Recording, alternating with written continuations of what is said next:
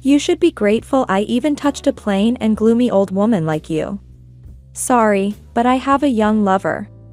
It was a sudden event. Until now, my husband, who had been as kind as a gentleman, was shouting at me with a terrifying expression. This is the entrance of our home. Just having returned home, I was unable to comprehend the situation. What do you mean? I wish I could wake up if this is a dream. While trembling, I raised my voice as much as I could to the cruel man in front of me. That's what I said. I was never really interested in an old lady like you. I've already accomplished my purpose with this marriage. Receive the divorce papers and get out quickly. As if to overwhelm me further, my husband raised his voice again. Looking down at me and scolding me, he looked like a demon out of a hellish painting. What purpose? And telling me to leave this house, but this house is. Then, my husband revealed a shocking truth. I sold this house. I'm divorcing you and plan to live elegantly with the money and my young lover. I was speechless at the unexpected words. All the happy days we had spent together, the kind words and smiles of my husband I believed in, were all lies, just a means to achieve his goals. I had been deceived by my husband. He was about to grasp a new happiness. And I was dropped into the darkness of loneliness, losing everything. That was the ending my husband wanted for the two of us. However, if he knew my true identity, he would soon change his attitude. I understand. I vowed in my heart to make sure this man could never walk proudly under the sun again. From this moment, as I clenched my fist, my triumphant march began. My name is Samantha, 42 years old. I live in a high-rise apartment a little away from the city. And the glittering night view from the high floor is breathtakingly beautiful.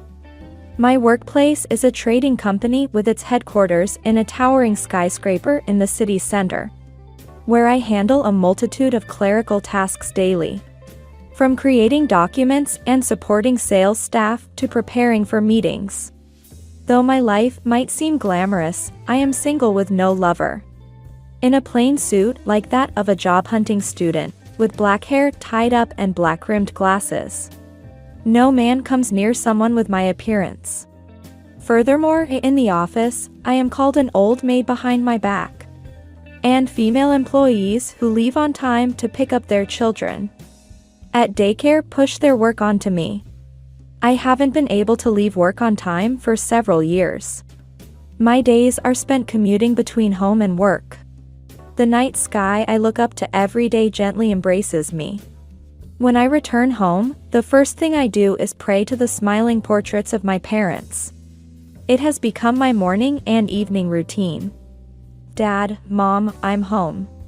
Of course, they always greet me kindly without a word. My parents passed away 10 years ago. They died in a collision between their car and a large truck. Human life is fleeting. No matter how much I called their names when I rushed to the hospital, they never came back. Having few relatives and no siblings, I am all alone in the world.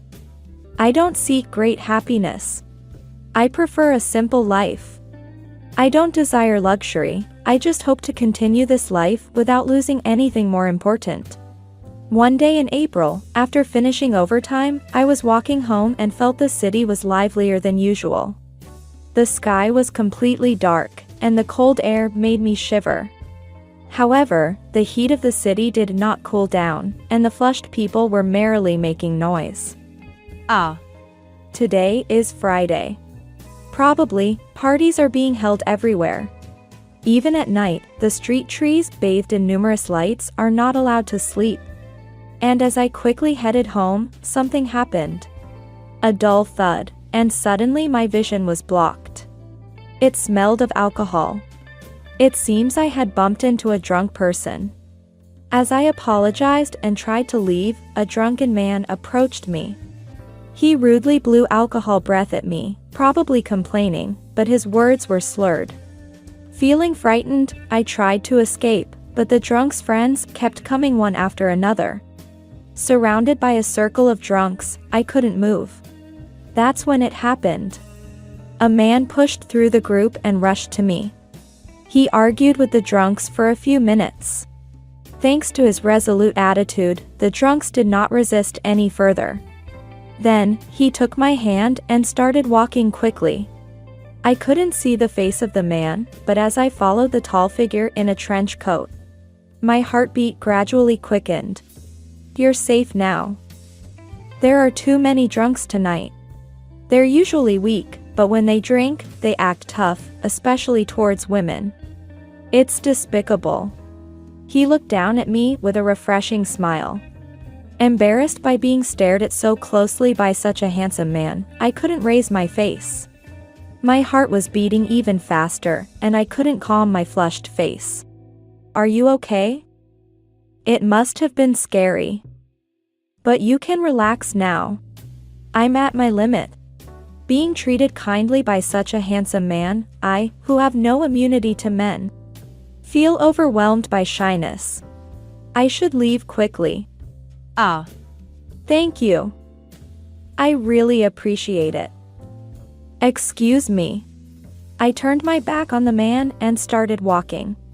Wait, please. It's dangerous for a woman to walk alone on the night streets.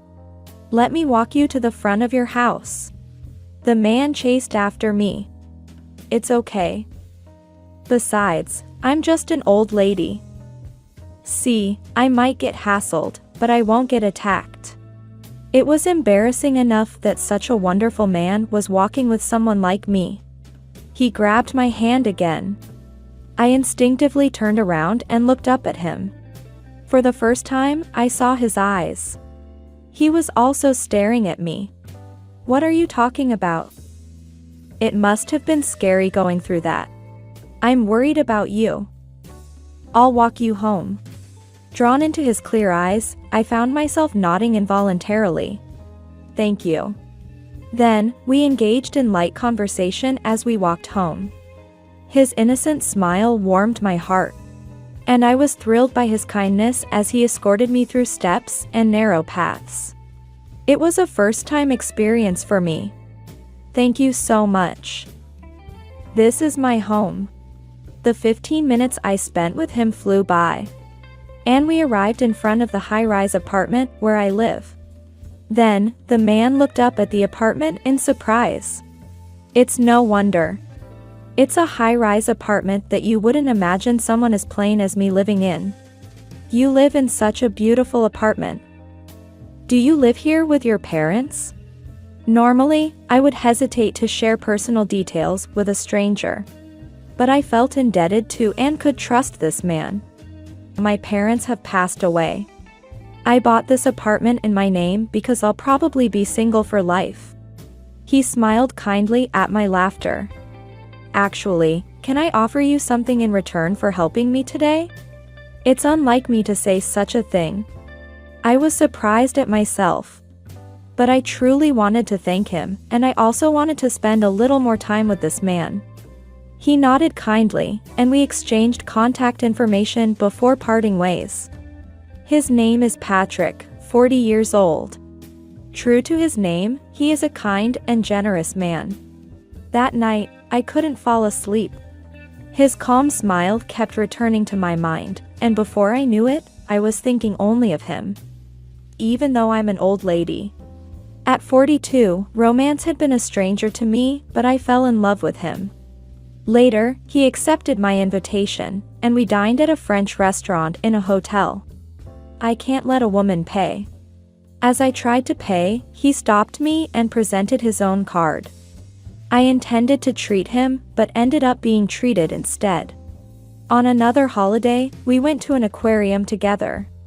He likes fishing and marine sports and has a wealth of knowledge about fish, introducing me to a world I didn't know. Samantha, you are really humble and wonderful. It feels like a miracle that we met while both single. Sometimes, his shy smile made my face turn red. Thus, our relationship quickly grew closer, and we naturally fell in love. A few months later, he proposed to me.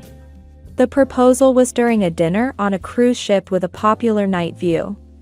It was a scenario I had secretly longed for, and he gently offered me a ring.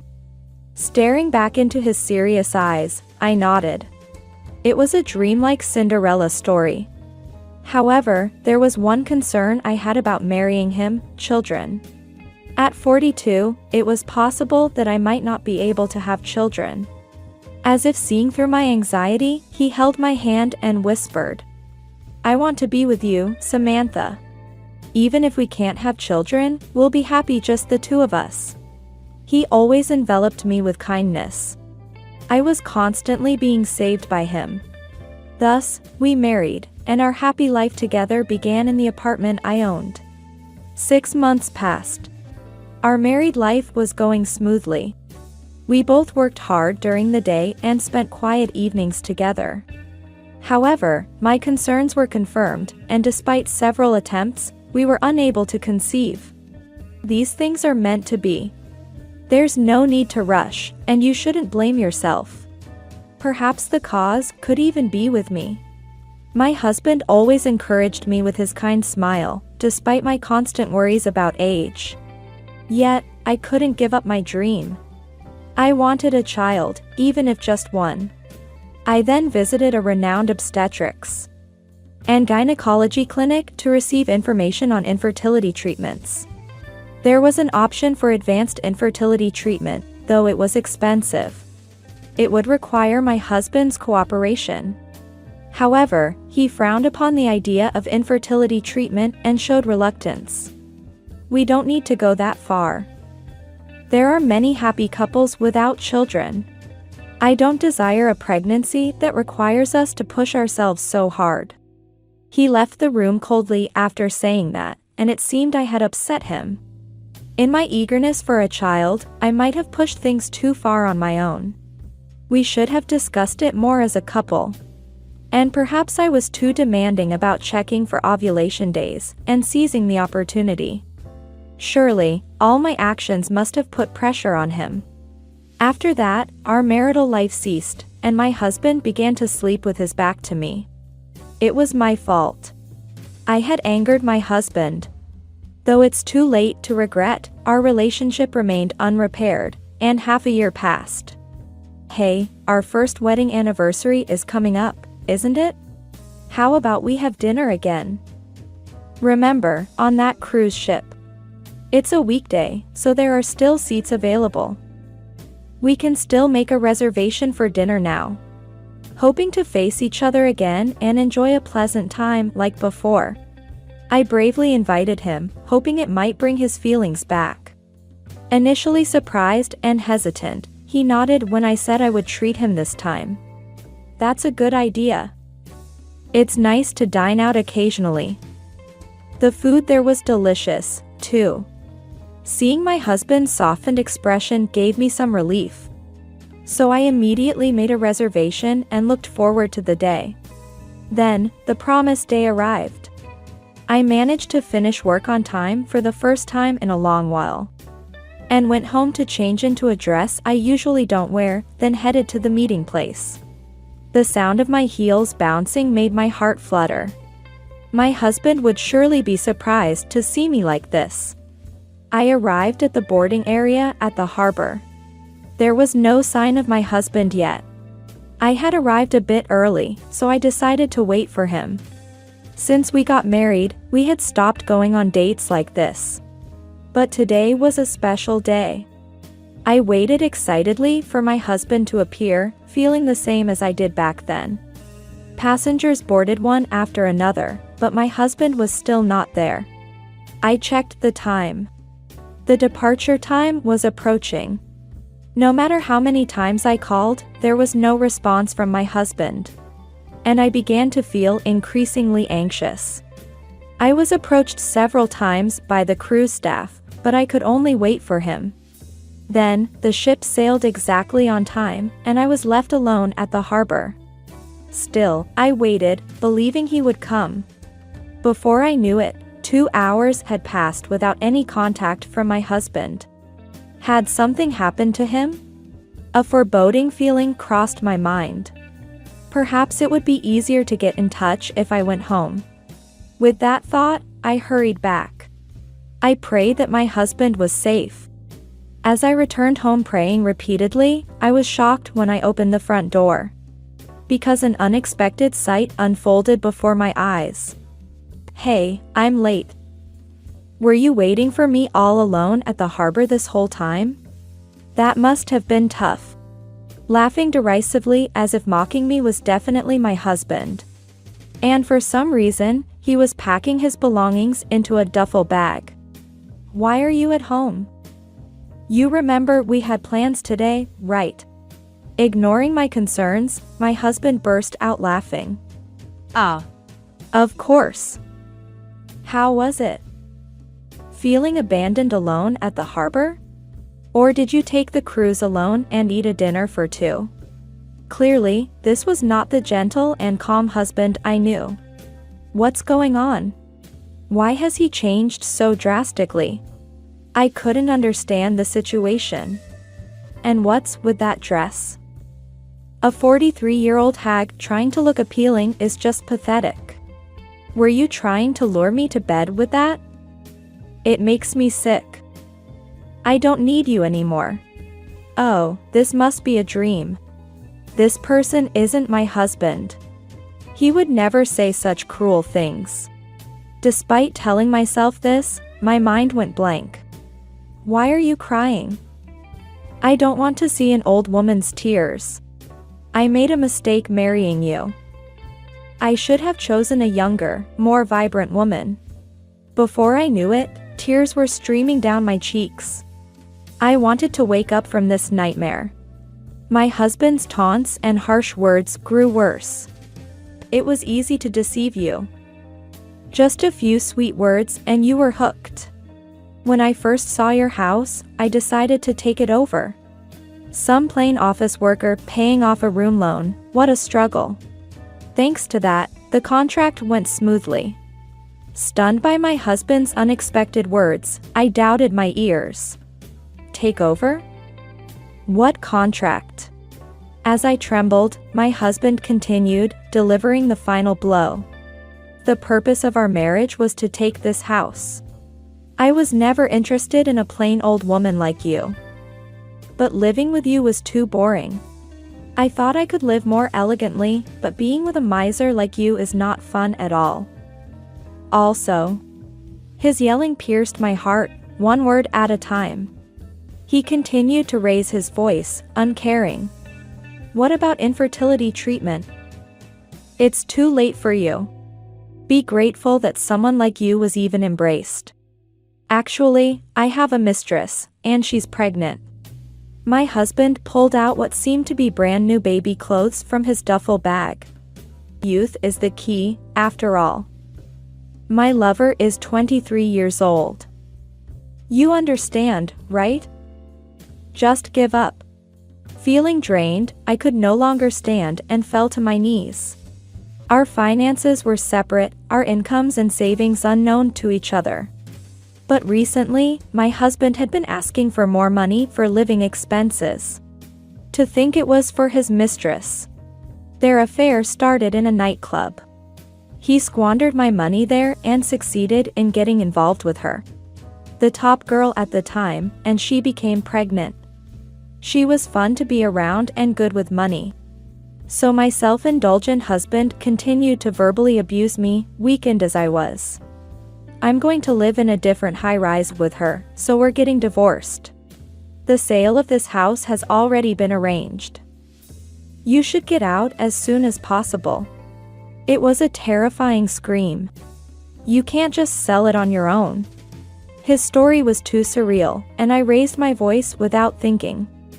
It was quite a hassle. I had to visit the city office several times to get various documents. And the most troublesome was your certificate. Here, this. He threw my driver's license at me. It seems he took it from my wallet while I was asleep. He had also taken important documents like the house registration certificate. And my social security card. He and his mistress, who had aged her face with makeup to look like me. went to the real estate agent with these documents. Could a real estate transaction really have been completed like that? A real estate agent's eye is not blind. My husband must be misunderstanding something. Anyway, what my husband did is a crime.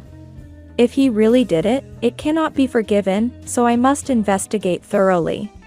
My tears had stopped as if they were a lie, and I had already regained my composure. So, this house is no longer yours. I decided to take all the money after the sale. So you are no longer needed. I'll give you 3 days to pack your things and get out. My husband threw the divorce papers at me. My husband's section is already filled out. All right, I will submit the divorce papers. In return, can I have all my important documents back?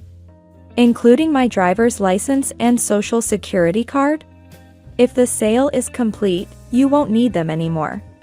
My husband smoothly accepted my request and returned everything to me before leaving through the front door.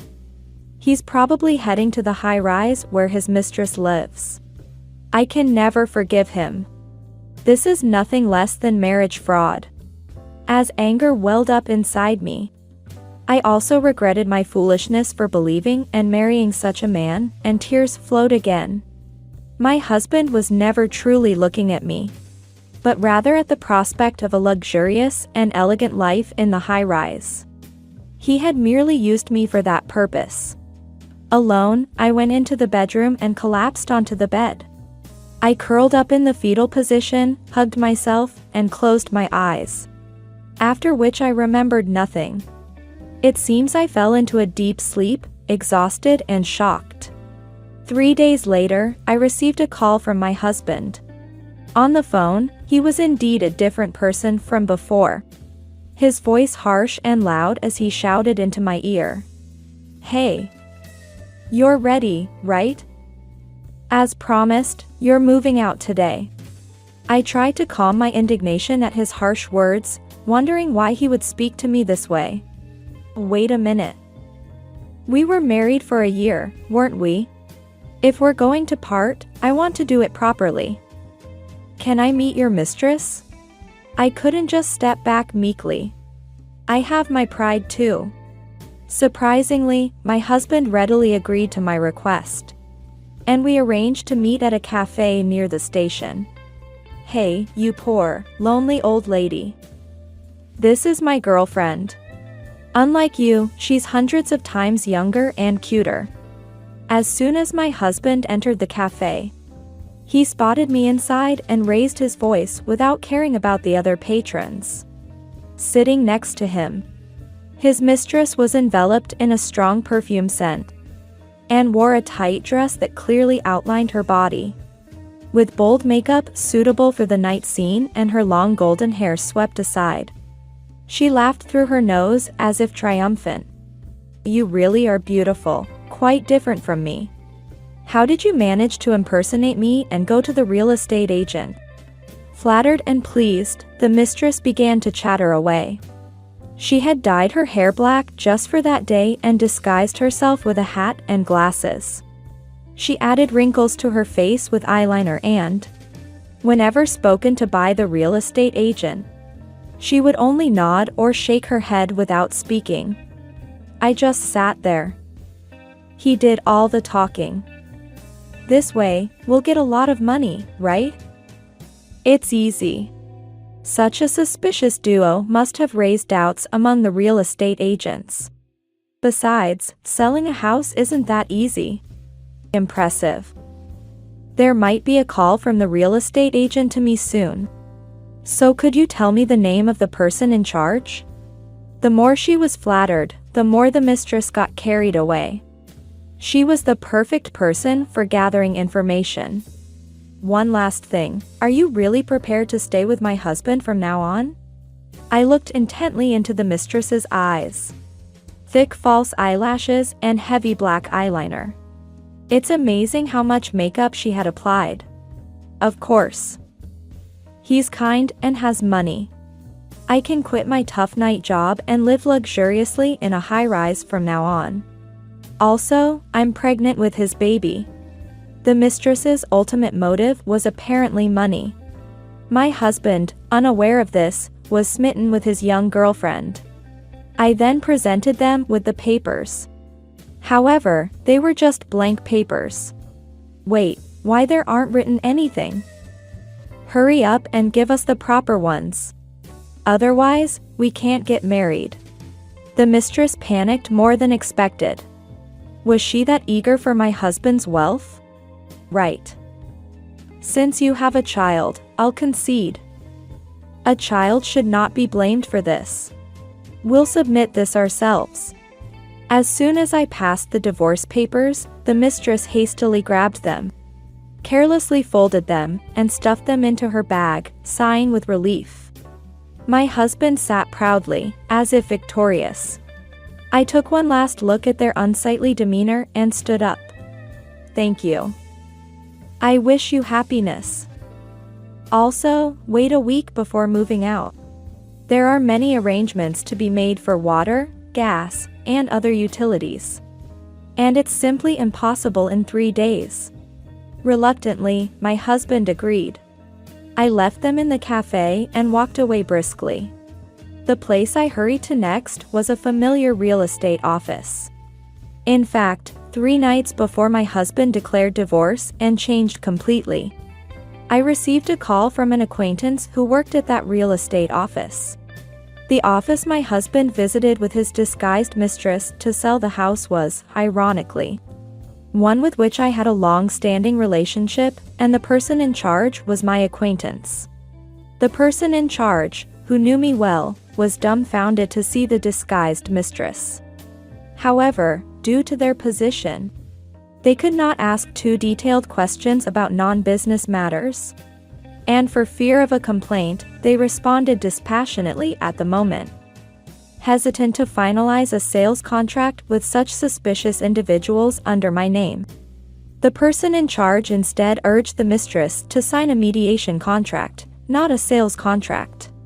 The ignorant duo, thinking it was a sales contract, mistakenly believed they had finalized a sale, and left the real estate office in high spirits after the mistress signed. There's a reason I have a familiar relationship with the real estate office. In fact, I am the owner of this high-rise and own several other properties. My total assets amount to $130 million. Therefore, my relationship with the real estate office is deep. Everyone might wonder how such a plain office worker could own so much real estate. It is the result of inheriting my parents' wealth and my earnings from stocks and investments. Spending money isn't just about splurging in nightclubs. Even if it starts small, saving diligently can eventually lead to a significant amount. Even after getting married, I always had a reservation in my heart about trusting my husband completely. Revealing my true identity might cause a good marital relationship to fail. Knowing about the money might change his personality. Fearing the worst, I kept important matters secret and only told my husband where the documents were, in case something happened. I never thought he would misuse it. It seems that my husband found the deed to the house in the drawer containing the documents, and came up with this wicked idea. I am also to blame for not realizing what kind of man he was before we married. However, what my husband did was a crime. I confirmed this with the real estate agent. His actions should not be forgiven. Afterwards, I distributed his photo to several real estate agents I am familiar with. Information spread rapidly, and he was blacklisted as a fraud suspect by all real estate businesses in this area. Sure enough, my husband was arrogantly visiting real estate agents, thinking he would soon make a fortune from selling the house. He is oblivious to what is actually happening behind the scenes. Then the promised week passed. My ex-husband came to my home with his mistress, believing that the divorce papers were processed, and they were finally going to take possession of the house. Full of joy and expectation, he opened the front door as if he owned the place. However, a harsh reality far beyond his imagination awaited him. Hey. What's going on? What happened to moving out? I told you to leave within this week. Only my ex-husband's belongings were left at the entrance. I had not prepared to move at all. The two of them became furious and started shouting. This is my house. You are the ones who should leave. Look, I've packed your things, so take them and leave quickly. No matter how much they raged and hurled insults, I kept my cool.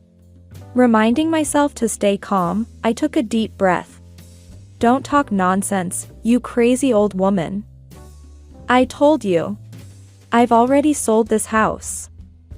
I handled all the procedures. I can even show you the proof.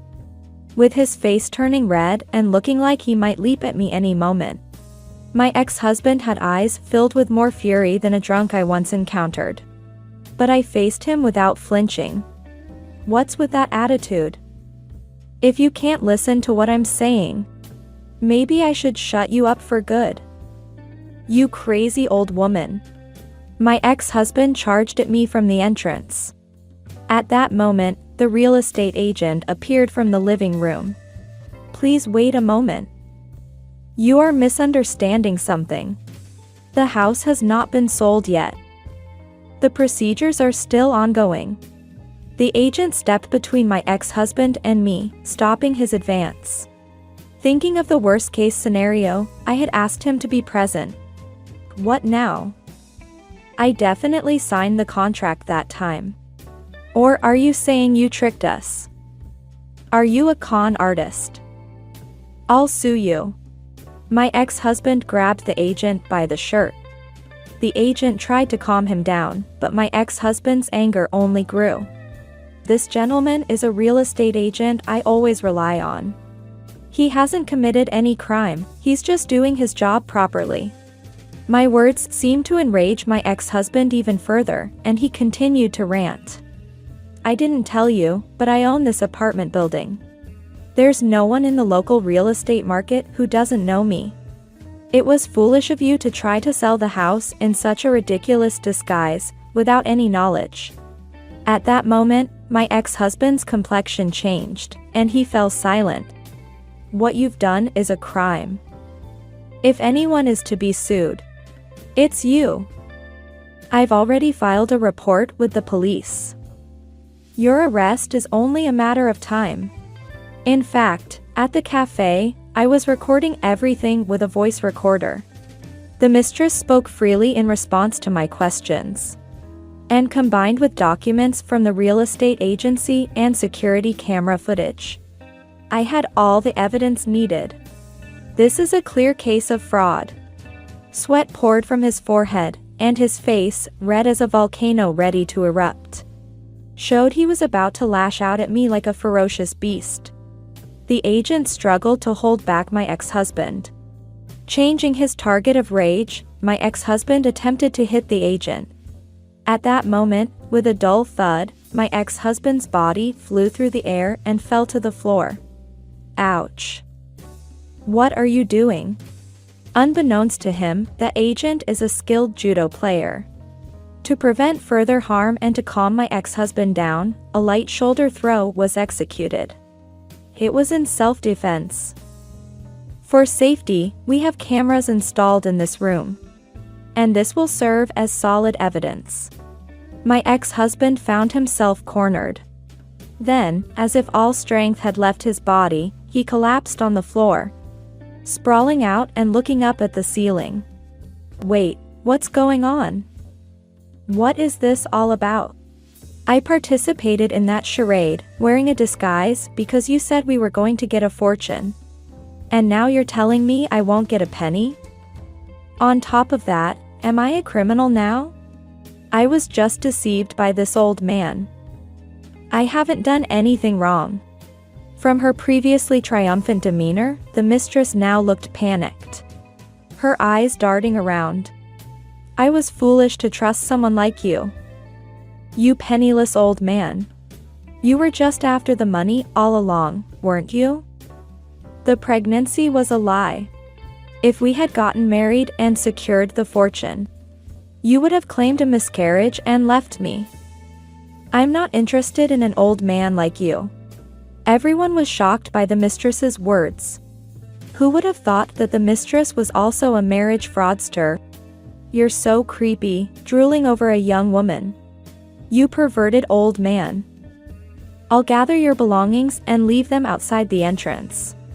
So take them and get out of my house." After screaming at the top of her lungs, the mistress stormed out the door. The sound of her heels echoed down the hallway. Eventually, it faded away, and silence returned. "I apologize. This is how things stand. I will never appear before you again. I will leave this town. So, could you please not press criminal charges?" My exhausted husband made a last desperate plea, rubbing his forehead on the floor. But no matter how much he apologized, it was too late. I rejected his request to forgive him, insisting that he must pay for his crimes. Thus, our conflict came to an end.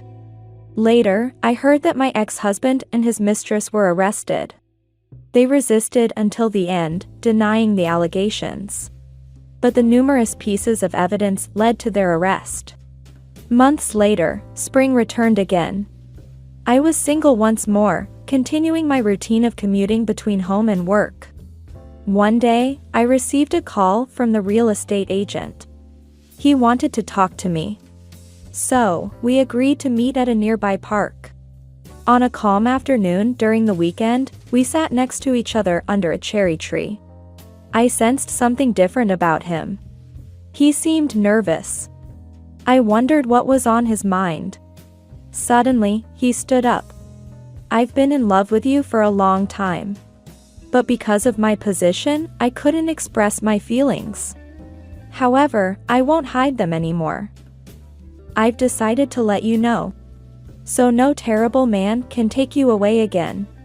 His cheeks were flushed, and he looked at me with an expression I had never seen before. Almost like a young boy. It seemed he had cared about me for quite some time.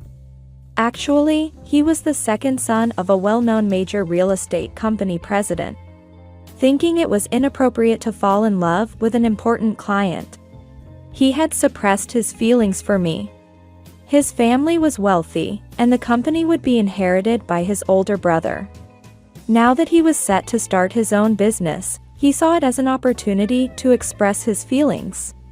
"You should be yourself more. Do things you enjoy, wear clothes you like, and enjoy both your work and private life." In reality, my plain appearance was just a facade. Following my parents' teaching to not flaunt wealth, I had hidden my true self. "I know your true beauty. I saw you at a real estate party once, dressed very elegantly. And you were the center of attention among the men. To me, you have always been someone out of my reach.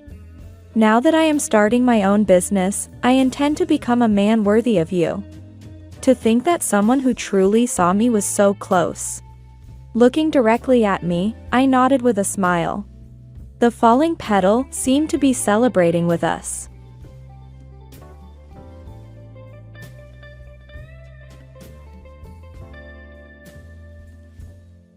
My name is Olivia. I'm a 32-year-old housewife. My husband, Liam, is 34 years old, just an ordinary office worker. We've been married for 8 years and have a precious daughter named Ava. Our 6-year-old daughter is very adorable. Both Liam and I are smitten. I have an older sister, Emma, who is 3 years older than me. My sister, who just turned 35, got divorced due to a personality clash and became a single mother. Her son, Noah, is still a young boy at 4 years old. One day, we planned to go to the zoo with my sister and her child. Unfortunately, I fell ill with a cold at the wrong time. When I tried to cancel the appointment reluctantly, Liam kindly offered to take the day off from work because he thought the kids would be disappointed. Even though it's with the kids, Liam and Emma would be alone together. But who would think that a problem would occur between these two, even though they're just brother and sister-in-law? Another day, When I was walking through the shopping district after shopping, I happened to see Liam and Emma in a cafe. I wondered why they were together. However, as it was almost the time for Ava to come home from her after-school program, I headed home while still concerned. That night, when Liam came home and I asked him about it, he said, "It just started raining where we happened to meet. We just went to the cafe to wait until it stopped." He seemed calm and nonchalant. So at the time, I trusted him. But since that day, Liam started coming home late more frequently. Furthermore, he began to ask for more money, claiming he was short on cash. Even more so, he started going out more on his days off. Whenever Emma visited our house, their atmosphere seemed more familiar than before. It was a parade of suspicions. Still, I continued to trust him. Liam, as always, adored Ava, and our relationship remained as good as it has been. But perhaps I was the only one who thought things were fine. Yes, an incident occurred that made me realize this. It was when Emma came to our house as usual. "A friend invited me on a trip. Would you mind taking care of Noah for about a week?" "For a whole week? The destination is Hawaii, and it's hard to go with Noah." "But..." "Please, I've been so busy recently, and I need a break. I'll bring back souvenirs, promise. Okay?" My sister begged me, who was reluctant. Surely my sister had been through a lot since her divorce. My parents and I have helped in many ways, but raising a child alone is probably beyond imagination. So, reluctantly, I agreed. As the day of Emma's trip to Hawaii got close, "I'll be away for a while on a business trip," Liam told me. He said it would take several days as he had to visit multiple areas. I thought it might be tough, but I was surprised when I heard the departure date. It was the same day as Emma's trip to Hawaii. Was this a coincidence? Is it a coincidence that Liam's business trip and Emma's holiday are on the same day? Is it a coincidence that Liam has been spending more time looking at his cell phone? Is it just my imagination that he's acting secretive and trying not to be seen by me? Is it my imagination that when Emma comes to our house, he casually touches her hand and they seem close? I couldn't help but find everything suspicious. And then, on the day of Emma's departure for her trip, Emma came early in the morning with Noah. The moment I held Noah's hand, I noticed something was off. His hand was unusually hot. His body, when I lifted him, was also hot. I didn't need a thermometer to know he had high fever. "Emma, doesn't Noah have a fever?" Yes. He's been running a fever since yesterday. It hasn't gone down yet." "What? We have to take him to the hospital right away." Surely, her son should be more important than a trip. But then my sister said something outrageous. "So, I'm counting on you." "What? That's why I'm asking you to take care of Noah." "You can't be serious. You're leaving your child here while he has a fever? I have no choice, do I? I made the promise long ago. It's ridiculous to pay a cancellation fee." "What? That's not the point, is it? Isn't Noah the most important here?" "Of course he's important, but I'm not worried because you're here, Olivia. Take good care of him for me." "Wait, Emma!" Despite my attempts to stop her, Emma left. I couldn't believe it. Despite such a young child suffering from high fever, Noah seemed to be really suffering, maybe because of the strain of moving while having a high fever. I quickly laid him down on the bed and put a cold wet towel on his forehead. While I was preparing an ice pillow in the freezer, Liam woke up. "Liam, it seems Noah has a fever." "Really? Is that so?" "Emma is terrible. She's going on a trip leaving Noah in this state." "Well, she had planned it long ago, right? She probably can't cancel at this point." "You too, Liam? Poor Noah. If you feel that way, you should take good care of him." "Liam, can't you do something about your business trip? If Noah has some contagious disease, he might pass it to Ava. I'll take care of Noah, so I want you to take care of Ava." I thought my husband, who loves our daughter, would reluctantly agree. Work is important, but surely our daughter is even more important. But my expectations were betrayed. "What? That's impossible. You should know that." "If you're worried, just leave her at your parents' house. Even if you say that, my parents are busy with work, and your parents' house is too far away to go now. Then there's no choice. Well, all we need to do is let Noah sleep, it'll be fine. Don't say that so casually. What do you want me to do then? Anyway, I can't. It's time. I have to go. I'll be going then. With that, Liam hurried off. Left behind, I quickly called my parents. They couldn't take a day off work because it was sudden. But my mother said she would leave work early and come to pick up Ava as soon as possible, which gave me some relief. Until my mother arrives, I'll have to keep Ava confined in the room, as sorry as I feel for her. Meanwhile, it seemed that Noah's condition was getting worse. In addition to the fever, he started to cough. In the early afternoon, my mother, who had left work early, arrived, and I took Noah to the pediatrician as soon as I left Ava with her. On the way to the hospital, my heart ached seeing Noah suffering just from the car ride. The doctor said it was just a common cold, and I was told to give him the prescribed antipyretic and watch his condition. However, I was told to call an ambulance without hesitation if his fever rose further or if he became dangerously delirious. I'm sorry, Mom. I suddenly had to ask you to take care of Ava. Don't worry about it. More importantly, I'm worried about Noah. For my parents, Noah is as dear a grandchild as Ava. I can hear the concern in my mother's voice over the phone. After I finished talking with my mother, I suddenly felt the need to call my husband's company. I wanted to ask for the location of his business trip in case of emergencies. The answer that came back was, he should be on paid leave. I looked up at the sky. A bad premonition was starting to feel real. I opened my husband's laptop. I had never seen his personal one before, but I could tell where he went just by looking at his search history. The destination was Hawaii. The plane tickets and hotel were all arranged by my husband. I recognized the name of the hotel.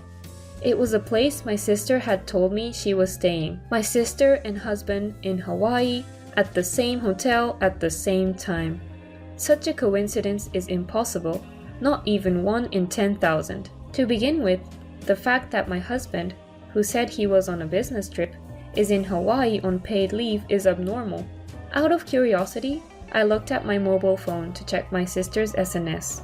No new posts were made, but when I checked her recent ones, she's not clearly visible, but it's evident that she's often with someone. The clothes that are visible, if only a bit, are all familiar. What changed my suspicion into certainty was a picture in which the watch of the person she was with was visible. It was something I had given my husband. It's not expensive, but it's from a minor maker, so it's a watch with a unique design. A person other than my husband is appearing in my sister's photos, wearing the same clothes and the same watch as my husband. Such a possibility is virtually zero. Then, I found the conclusive photo.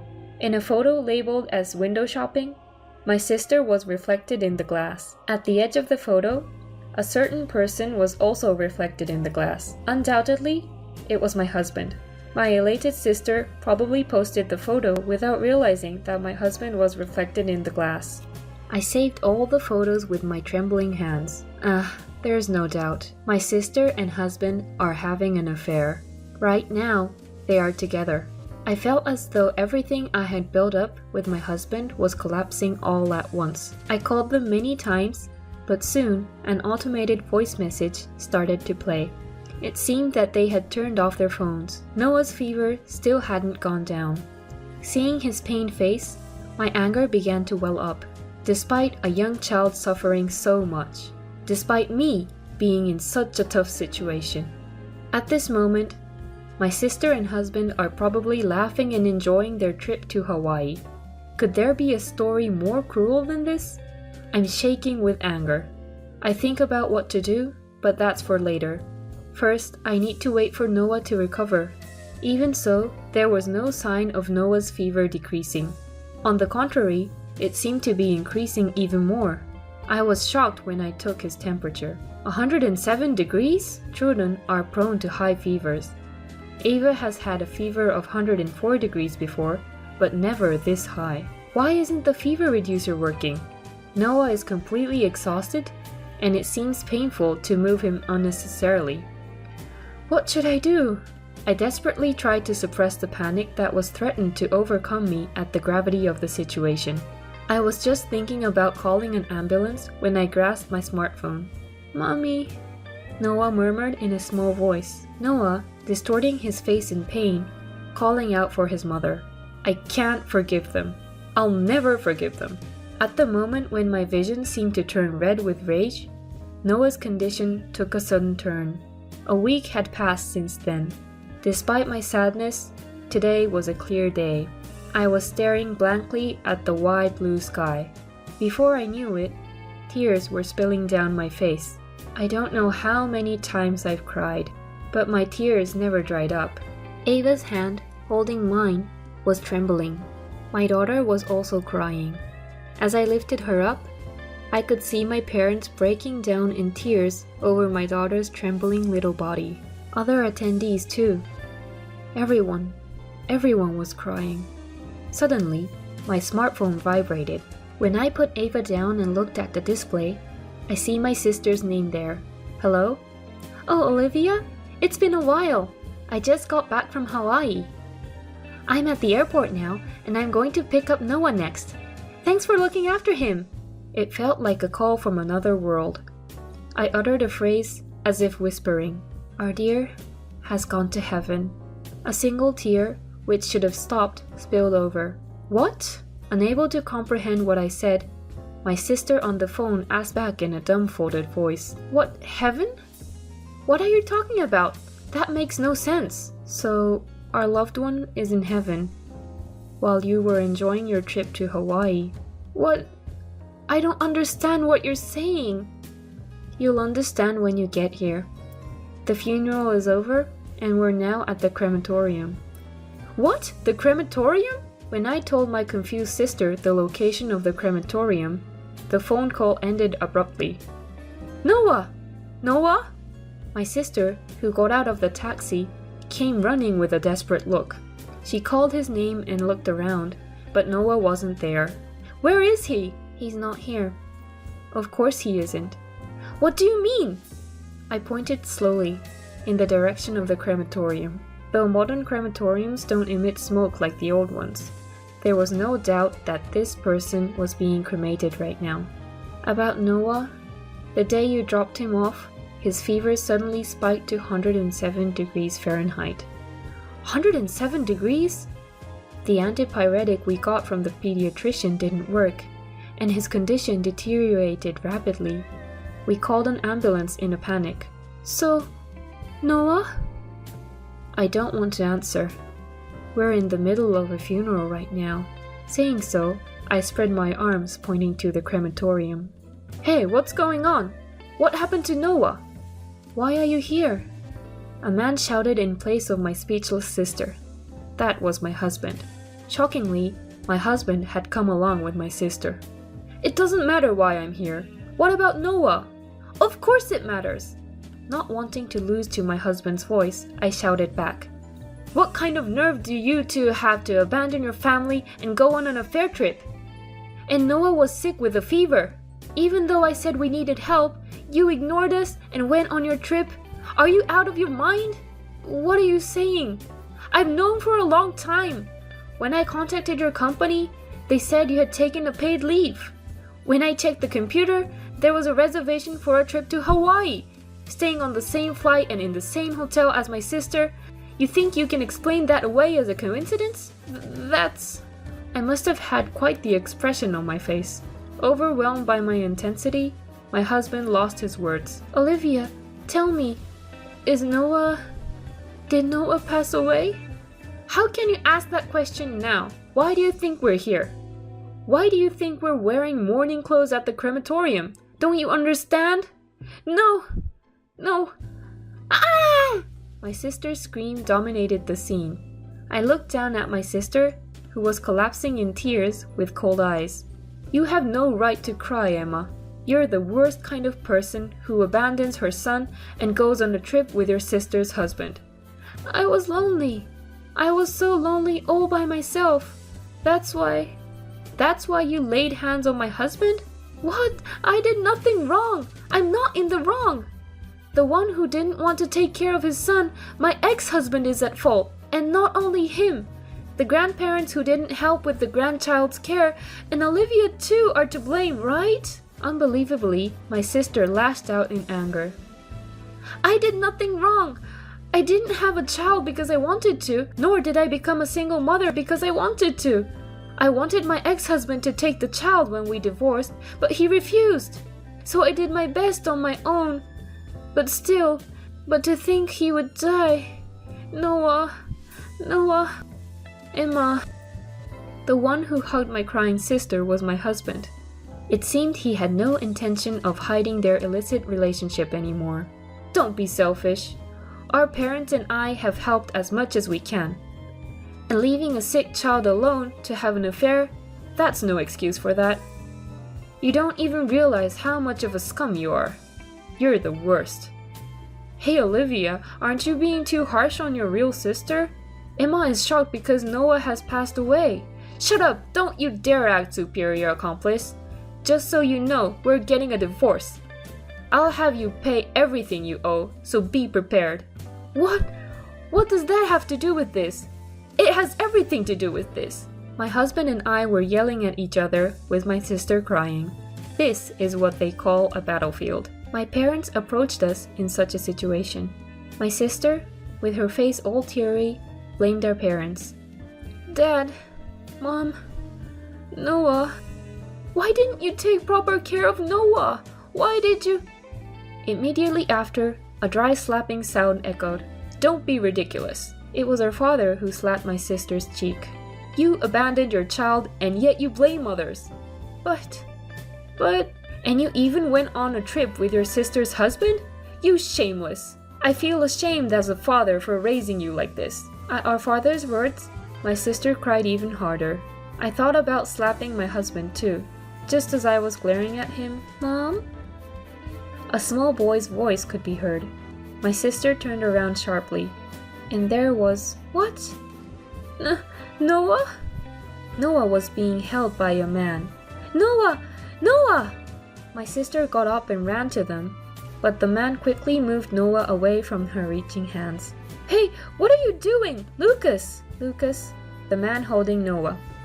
It was my sister's ex-husband, the man who divorced her due to their personal clash. That's what I should be saying. What are you doing leaving Noah alone? It's none of your business. Noah is my son. He's my son too. I followed the public opinion that a mother is better because you insisted on not sharing custody. No matter how many times I urged you, you wouldn't let me see him. And as I feared, it came to this. You have no right to be Noah's mother. Shut up! All you have to do is quietly pay child support. I'll pay as much as it takes for Noah's sake. But you didn't take care of him. You left him alone. You didn't even know how dangerous his condition was, and you were off on a pleasure trip. On that day, when Noah's condition suddenly deteriorated, I panicked and called an ambulance.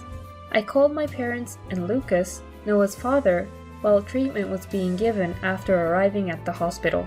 He was quite surprised when I told him my sister was on a pleasure trip with my husband.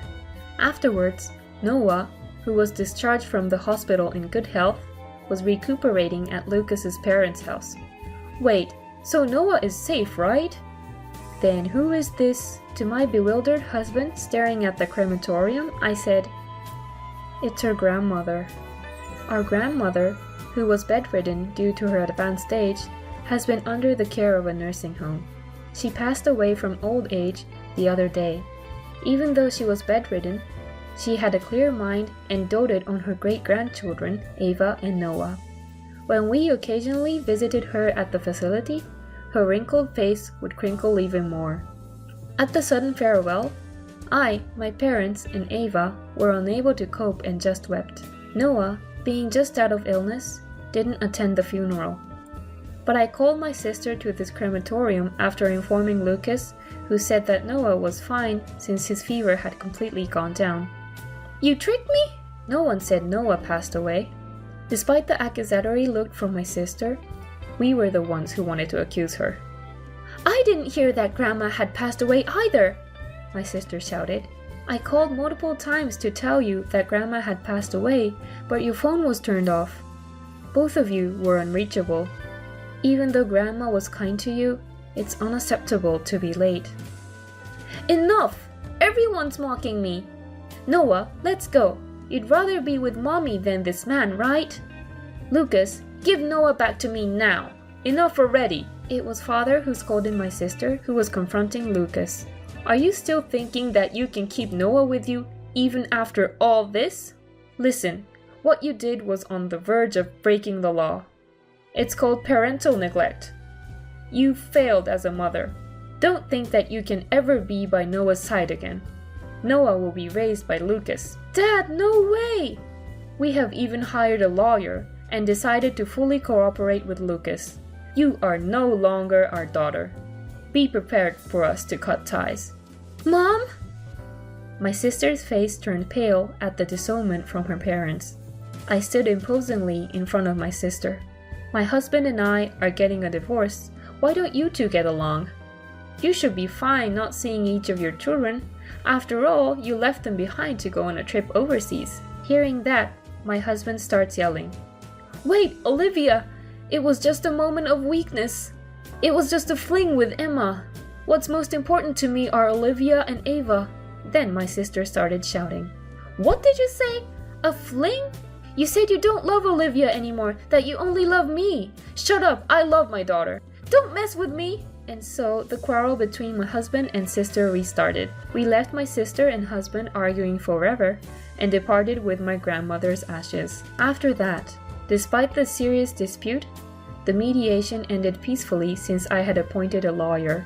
Noah went to his father's place. I thought he would feel sad about being apart from his mother, but he was actually happy. It seemed my sister was completely non-functional as a mother. My husband and I also had a dispute. Rather, my husband was stubborn, but after being scolded by my parents and his parents, he was deflated. What became the deciding factor was our daughter's final blow. "I don't need Daddy." Even though she's only 6, girls mature early. She probably understood her father's terrible behavior in her own way. When my daughter looked at my husband like he was an insect, I couldn't help but laugh. There is no greater punishment for my husband, who adored our daughter, well, my ex-husband now. He has the right to see our daughter, but whether she wants to see him is up to her. And so, the dramatic situation came to an end. Ava and I moved back to our parents' home and are living peacefully. Our parents are thrilled to be living with Ava. Next year, she would be a first grader, and we are getting excited about her school preparation. I also plan to get a job at the same time she starts school. Noah comes by every now and then with Lucas. His face is unrecognizably bright compared to before, and filled with smiles. By the way, while we are living with smiles, it seems that my sister and ex-husband ended their relationship easily. Perhaps it was really just a fling from my ex-husband. Perhaps he was shocked at being disliked by his daughter, so he easily discarded my sister. However, his terrible act of having an affair with his wife's sister was known in his company, and he was deemed to have character problems and was sent to the provinces. This will make it even harder for him to see his daughter. He deserves it. As for my sister, it seems that she lived a life like a hollow shell for a while due to the frustration of being abandoned by everything. Eventually, she disappeared. We have filed a missing persons report, but I have a feeling that probably my sister will never be found.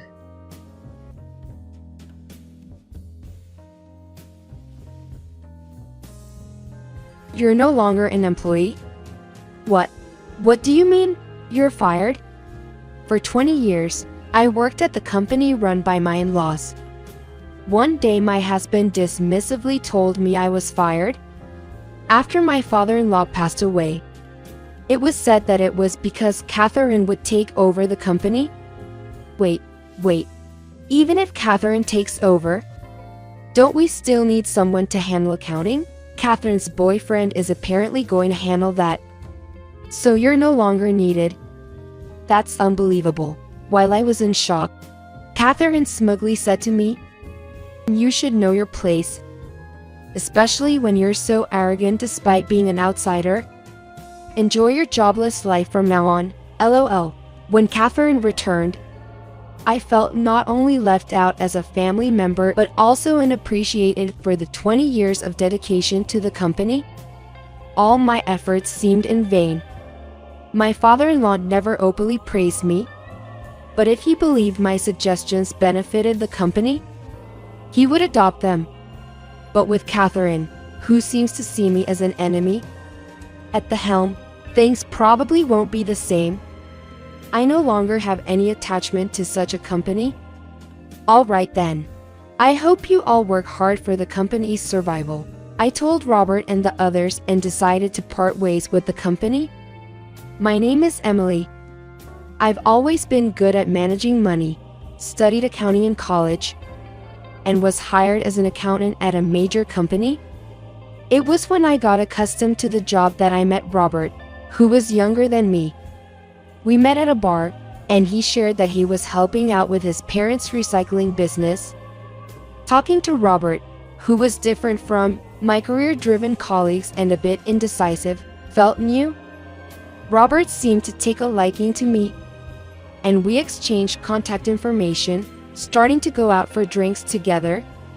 As we spent more time together, Robert began sharing about his family, particularly about his assertive sister, Catherine, who wouldn't settle for anything less than being the best. Catherine went to college and studied business. After that, she worked at a regular company. So she studied business but didn't help out with the family recycling business. She thinks the recycling business is too plain and can't boast about it to her friends. LOL. Well, Catherine has always done whatever she wanted. Although he sounded exasperated, Robert seemed to care deeply about Catherine. As we shared stories about our families, we grew closer. After dating for a while, Robert proposed to me.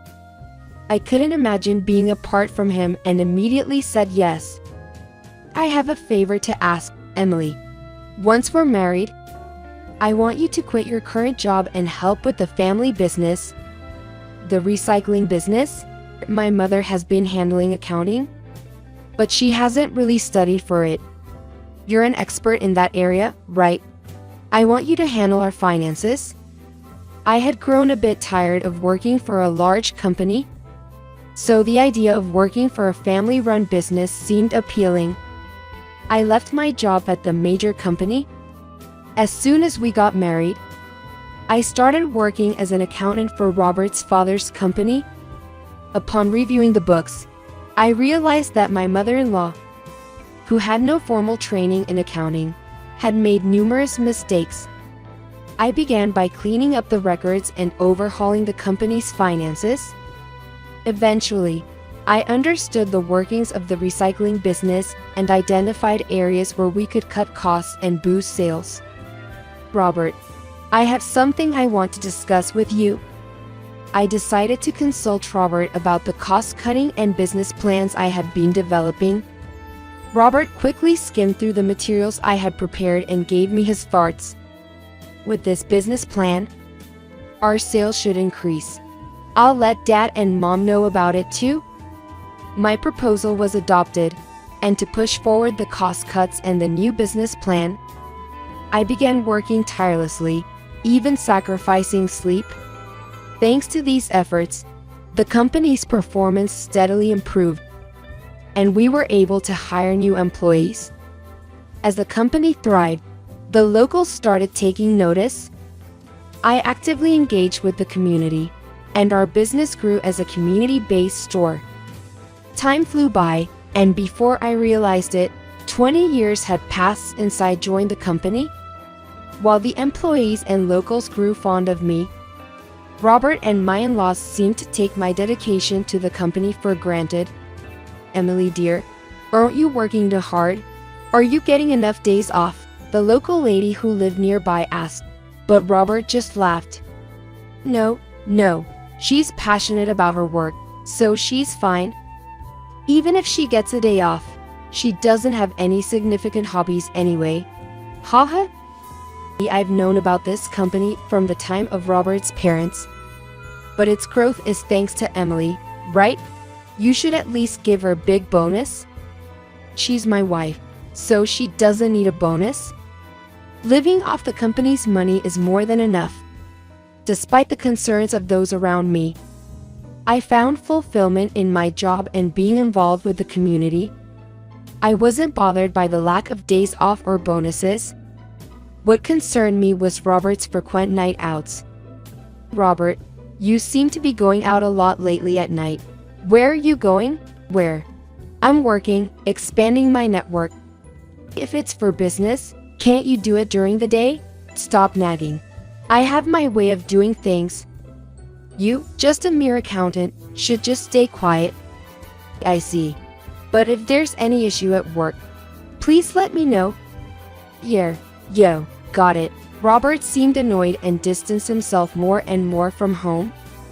One day, I received a phone call at home. It was from a warehouse of one of our business partners. Emily. Something terrible happened. Bob, who came to pick up the goods, suddenly collapsed. What? My father-in-law, Bob, was rushed to the hospital, but due to the severity of his injury when he fell, he passed away. Mourning his sudden death, many from our business partners and the community attended the funeral. After a long time, I saw Catherine, who had moved out after getting a job. Catherine was taken aback by the grand funeral. This company seemed like it could go under any time. When did it grow so big? It's all thanks to Emily. She turned the company around, increased the profit margin, and expanded the business. And when profits increased, she suggested redistributing it to us, which boosted our morale. Seeing Emily work hard inspires us to do the same. What's so great about slightly improving the performance of such a small company? Catherine seemed upset that the employees were praising Moo and not paying attention to her. Whenever Catherine saw me, she treated me like a servant. Emily, I'm a bit thirsty. Could you get me a cold drink? Sure, I can make tea if you'd like. I said I want something cold. You might not understand since you've worked in a small company, but in big companies, the boss's word is absolute. I don't think you are my boss though. Don't nitpick. In our family hierarchy, I am above you. After the funeral, Catherine called Robert and my mother-in-law into a room. Robert, Mom, I'd like to discuss our future as a family. Please come. She glanced at me, who was standing next to Robert, and said coldly, This is a family discussion, so Emily, you're not welcomed. Leaving me stunned, Catherine led Robert and her mother into another room. An hour later, Robert came out and casually told me, I've decided to hand over the company to my sister. Wait, what? It seems that the topic of the family discussion was about who would take over the company after their father. Robert, who wasn't assertive enough to be at the top, was reluctant to become the CEO. And their mother also didn't want to be at the forefront. So, Catherine stepped up. Seeing the reluctance of Robert and their mother, Catherine declared that she would be happy to become the CEO. They gratefully accepted her proposal. But Catherine has never been involved in this company. Is that okay? But again with the annoying comments. Stay out of family matters. I thought I'm family too, and I've been dedicated to this company. You're no longer an employee? What? What do you mean? You're fired? Wait. Even if Catherine takes over, someone will still need to handle accounting, right? Catherine's boyfriend is apparently going to handle it. So, we don't need you anymore. This is unbelievable. You should know your place, miss. Praised by others. Enjoy your unemployed life. When Catherine returned, I was not only treated as an outsider in the family, but also had my 2-decade dedication to the company treated as if it was nothing, and my job was taken away. The struggles and efforts felt worthless. Although my father-in-law never openly praised me, He always considered my suggestions beneficial for the company. With Catherine, who sees me as an enemy, at the top, that won't happen. I have no more attachment to such a company. Okay then. Good luck with the business. I decided to part ways with the company and started a home life after seeing Robert off. However, a few months later, Catherine and Robert came to our house. Catherine, what's going on? What do you mean what's going on? Our company's performance has been deteriorating ever since you left. You didn't hand over properly, did you? What? I did the minimum handover. Why do you think the performance dropped? Have you been reviewing the monthly expenses?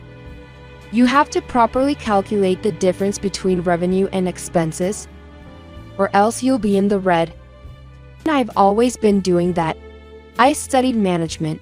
Unlike you, isn't the fundamental problem with the way the business is being run. Even if everything else is in place, if you're going to say that, then tell us what you've done. As I remained silent, Robert spoke impatiently. Emily must be getting bored just staying at home. If you help out the company, I can give you some allowance, so come back. Despite ruthlessly driving me away before, his sudden shift in attitude, wanting to call me back as the business becomes precarious, leaves me dumbfounded. I decline. I don't wish to return to that company anymore. Hearing my words, Catherine flares up. What? Despite being a full-time housewife, how dare you refuse like that? Do you not care about our family's company? You're the one who doesn't care about the company. And I'm the CEO now. How am I not caring about the company? Weren't you the one who originally said the company was plain and boring? You only took on the role because the title female CEO sounded cool and you could brag about it. Don't act so high and mighty. What are you basing those accusations on? Your boyfriend, Zach, told me during the handover. So what? No matter the reason. I saved the company when there was no successor. Saved the company. I believe the current downturn is due to you. Catherine? What do you mean? While I'm at home during the day, I often hear gossip from the regular customers from the neighborhood. They've seen you with Zach out shopping and even traveling during work hours. That was for business trips.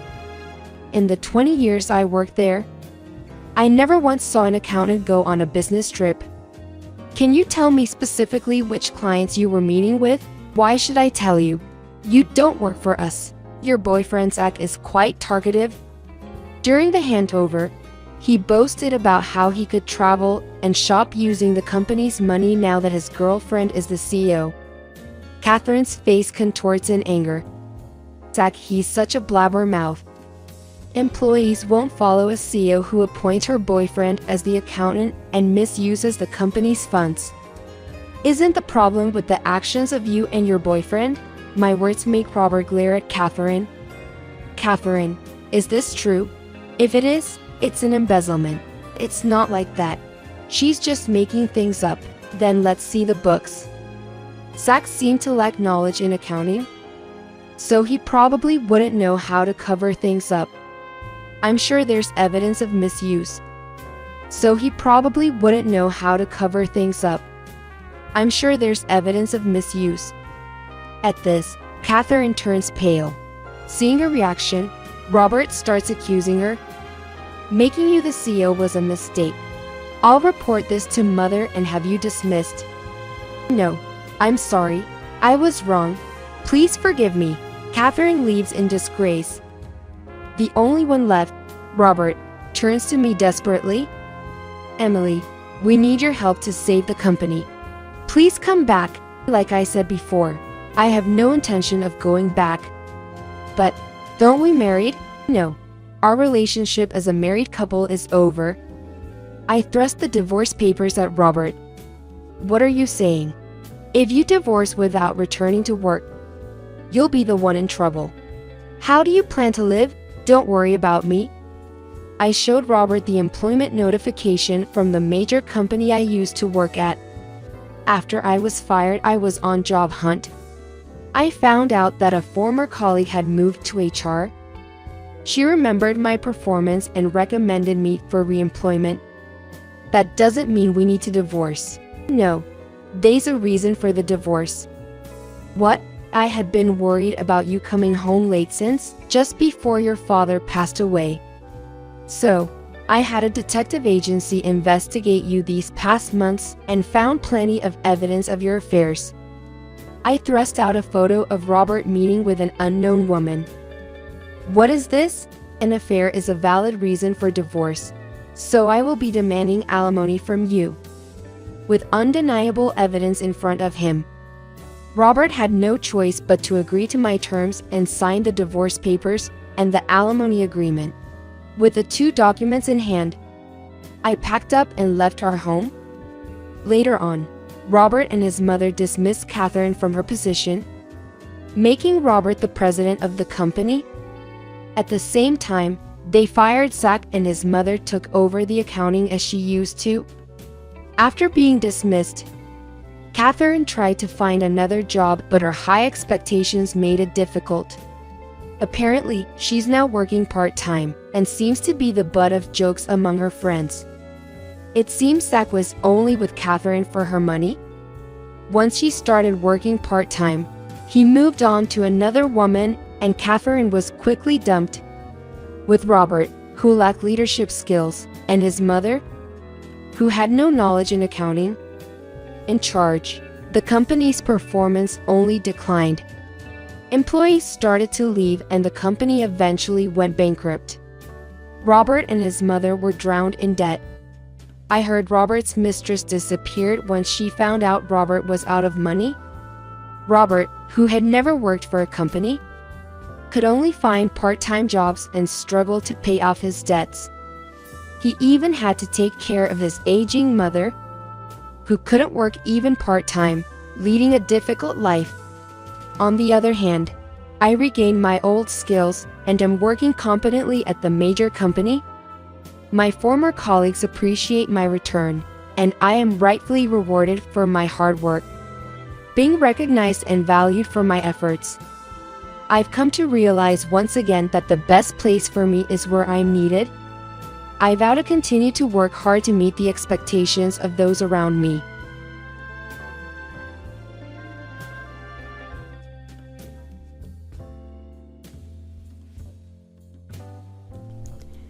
Oh, I can't unlock the door. One day, after work, my personal belongings were thrown out in front of the entrance like trash. The front door lock might have been changed because it wouldn't open. This was the worst thing that had been done to me over the last 2 years that I lived with my in-laws. I decided I wouldn't return to this house. I swore that and packed my belongings into my car and returned to my parents' house. A few months later, I suddenly received a message from my in-laws with whom I had lost touch. My name is Emily and I'm 35 years old. My husband is 5 years younger than me and his name is Tom. I was a career woman through and through and he was my subordinate at work. To be honest, I wasn't interested in getting married. I didn't want to be tied down to a home or even a husband. And I had never even really dated until now. But I married because of the enthusiastic approach of my current husband. He told me I could work freely even after marriage and he would take care of the housework. This piqued my interest in marriage a bit. Also, it wasn't that I didn't want children. Although I didn't desire to marry, I did wonder what it would be like to have children. And at 35, I was getting to the age where it would be almost too late to have kids. So, I decided to marry my current husband. At the beginning of our marriage, we lived just the two of us. And as promised, he let me work freely and he took on the majority of the household chores. Yet, the situation drastically changed. This happened about 6 months after our marriage. My father-in-law passed away suddenly. At the sudden death of my healthy father-in-law, my mother-in-law and sister-in-law, Catherine, were in shock and claimed they couldn't sustain themselves. For your information, Catherine, younger than me, is 33 years old. She's a freelancer with a decent income, but she's busy with her fan activities and doesn't have much financial leeway. I always thought she should just get a full-time job whenever I met Catherine. After being approached by my mother-in-law and Catherine, Tom discussed the idea of living together with me. Emily, would you consider living together with my mom and sister? You can continue working as you do now, and I think having them around will reduce the household chores even more. What do you think? Tom, I'm fine with the work part, but I'm unsure about potentially reducing the chores. If your mom is living with us and we're helping her, shouldn't she handle all of the chores? Right, I get it. I'll let my mom and sister know. Please consider living together. I'll think about it once I get a proper answer from your mother and Catherine. I have my own life and there's the financial aspect. I sternly told my husband that I want everything to be considered carefully. It might sound cold, but I think taking care of someone requires such considerations. In the end, my husband promised that his family would handle all the house chores. I thought he should get it in writing, but I kept that thought to myself. Well, they're technically family, so I believed that they'd keep their promise. So we ended up moving to my husband's family home.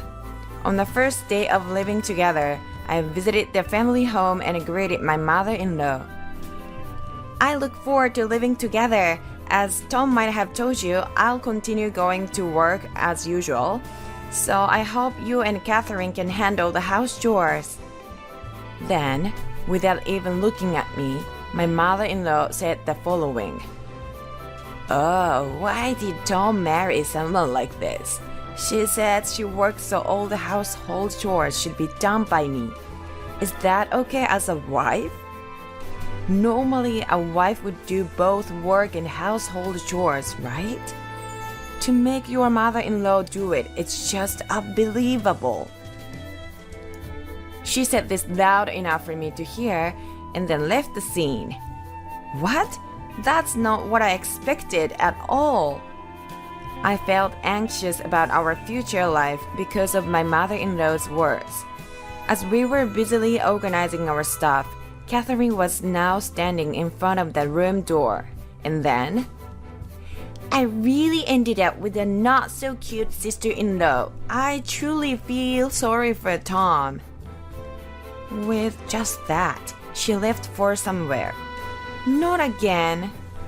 First, my mother-in-law and now Catherine.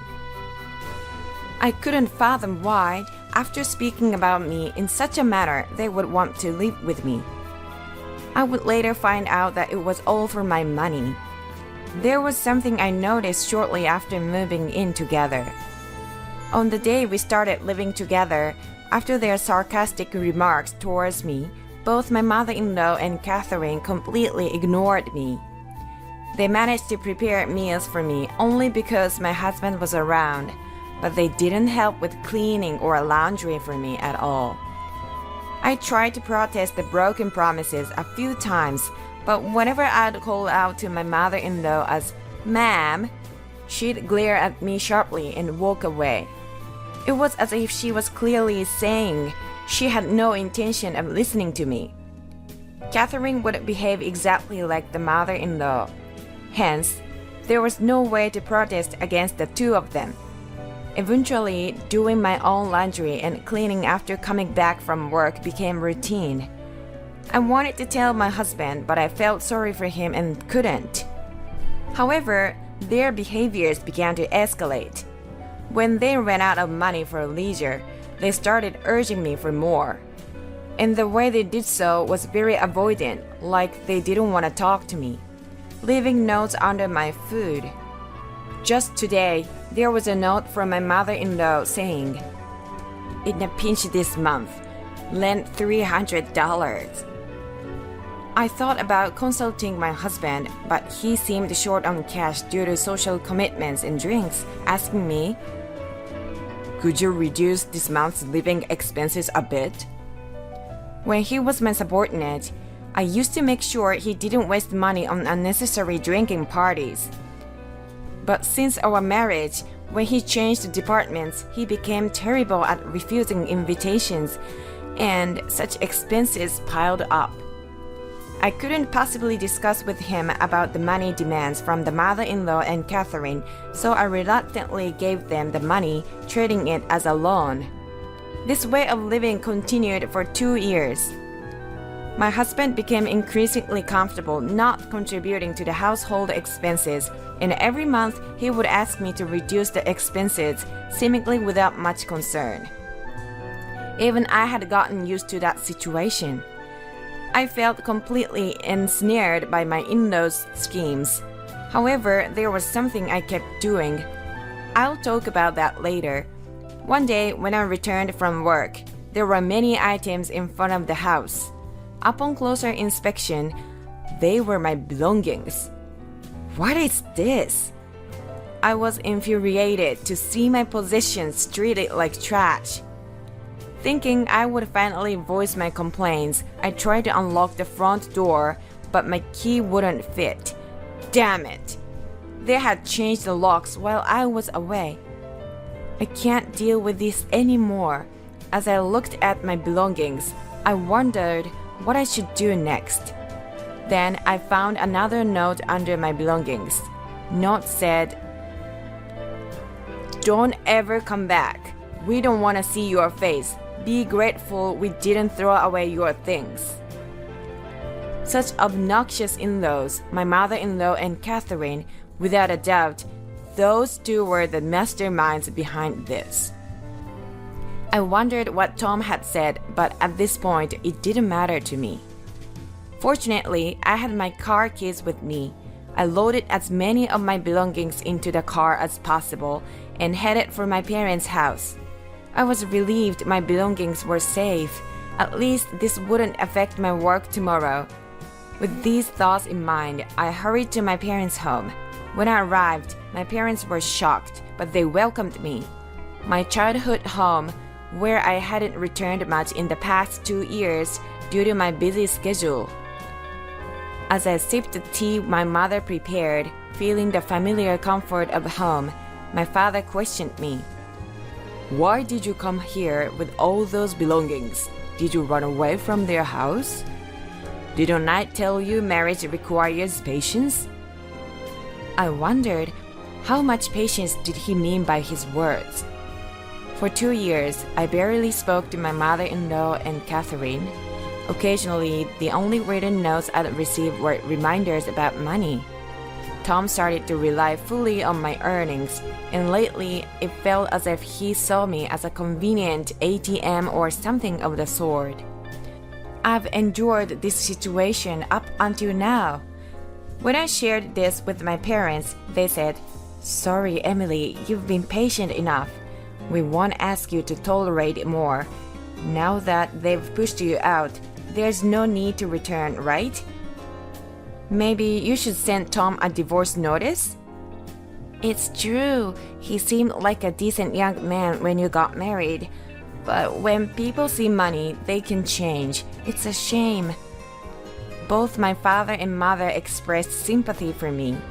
Such kindness was something I hadn't experienced in the past 2 years, and tears unexpectedly welled up in my eyes. "Was it that tough on you?" my father asked with a look of concern. "No, it's just that I haven't felt this sympathy in a while. It makes me happy." "Just like you said, Dad, I'll send Tom the divorce papers, but I want to watch the situation for a bit. I have a feeling something interesting might happen soon." Indeed, I felt that some action would happen soon. Surprisingly, that moment came in about 3 months. By that time, I had moved out of my parents' house and into a new apartment of my own. I never imagined that day would come again when I could use all the money I earned for myself. I regularly hired a household service for housework, so I didn't have to do anything myself.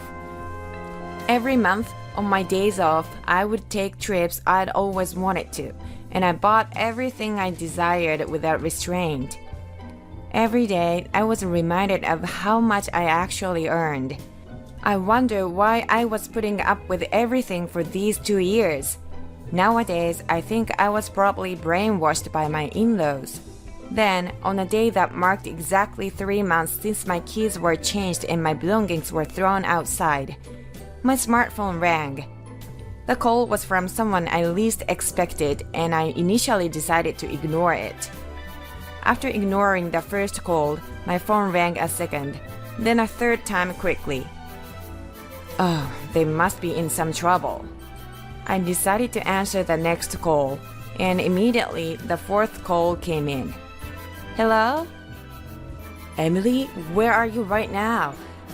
I went to your parents' house, but they wouldn't tell me. I asked your workplace too, but they also wouldn't say. Tell me where you are right now. It was my mother-in-law who had been ignoring me for the past 2 years. I hadn't heard my mother-in-law's voice in a while, and it sounded quite weary. Although I answered the phone, I decided to stay silent for a bit, enjoying imagining what she might say next. Hello, Emily, can you hear me? Come back quickly and give back our lives. We don't even have money to go out and enjoy.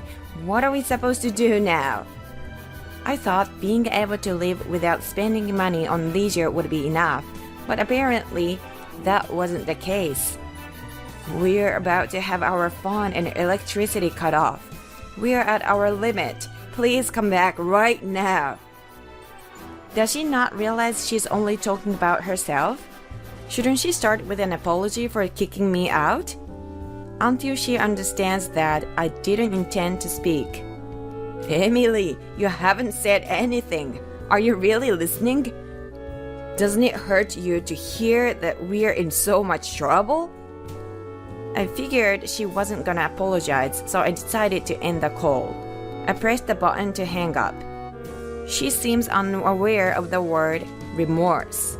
The next day, my phone rang again. Hello? Emily, why did you ignore Mom's call yesterday? Even though we're in trouble, you didn't even try to help. She said she couldn't tell if you were listening or not. It's not like a mature adult to ignore calls like that. This time it was a call from Catherine. Honestly, I always found calls from Catherine the most bothersome. And what's with her saying a grown-up shouldn't be ignoring calls? They've been ignoring me for 2 years, and now suddenly I'm the one in the wrong? I couldn't comprehend how she had the audacity to say that. I plan on enduring the call for a while today, but unless there's an apology, I don't intend to say a word. I assume you've heard from Mom, but our household is facing financial troubles. We are on the verge of having our phone and electricity cut off. Without air conditioning in this heat, we might die from a heat stroke. Are you okay with that? If our phone gets disconnected, how are we supposed to contact you? That's why I'm asking you to come back soon. And could you help pay off the overdue utility bills? Considering her incredibly selfish demands, I chose to continue ignoring her. Hey, are you really listening? You haven't said a word. Oh, are you still angry about what happened 3 months ago? That was obviously just a light-hearted joke. You are being silly for taking it seriously. As an adult, you should be able to discern between a joke and a serious matter. Stop being stubborn and come back home. Throwing my belongings out like trash and changing the locks so I couldn't get in. That's a clear message telling me not to return. Even if they now claim it was just a joke or a prank, I find it hard to believe. It seems Catherine has no intention of apologizing either, so I decided to end the call. Listening to her any further would be a waste of time. The following day, I finally received a call from my husband. Hello? Emily, I'm sorry. My mother, my sister, and I, we all realize we've done terrible things. Can you come back? Our household is falling apart. We are out of money, everyone's on edge, and tensions are high. We sincerely apologize and want you back. Please. It seems my husband at least felt the need to apologize, but it's too late now. Why must my husband ignore me for 3 months? If it had only been the first 3 days, I might have considered coming back. But it's been 3 months. I was fully living my life, relishing my return to the single life. There's no reason for me to go back to that family now. I'll talk because you apologized, but after proceeding it with that, I have no intention of returning. Tom, why were you out of touch for 3 months? How can you do that as a husband? So I investigated about you. And guess what? You've been cheating, haven't you? That's what the detective agency told me. Thanks for treating me as an ATM for 2 years. I'll be sending divorce papers. Please handle it appropriately. Perhaps my husband thought he wouldn't be found out. Such a fool. Still, he said, I want you to come back. So I responded, if you pay back all the living expenses for the 3 of us over the last 2 years and the money I lent you, maybe I'll consider it. Let's see, that would be around $20,000. Can you pay it? I said this in a very mocking tone. Well, I know he can't pay, but I said it anyway. After that, my husband said nothing and hung up the call. Maybe he finally understood that my mind was made up. What happened afterward? When I sent the divorce papers and bill for emotional distress to my husband, he returned the divorce papers with his signature on them. Now, all I have to do is submit them to the city office and the divorce will be finalized. As for the compensation, he transferred the money immediately. In fact, I had added a note to the bill threatening to expose him to his company if he didn't pay as soon as possible. Fearing this, my husband promptly looked out a loan to pay the compensation. I heard through the grapevine that his family home is now up for sale. They seem to be unable to make ends meet and are trying to raise some money. However, by selling their primary residence, they'll now have to pay rent somewhere else. Considering rent and utilities, selling their house might not have been the best decision. I can easily imagine that they were blinded by the immediate need for cash and sold it hastily. Whatever happens to that family now is no longer my concern. As for me, I'm thoroughly enjoying my single life. I've had enough of marriage. From now on, I want to work hard and enjoy my personal life, cherishing my life alone.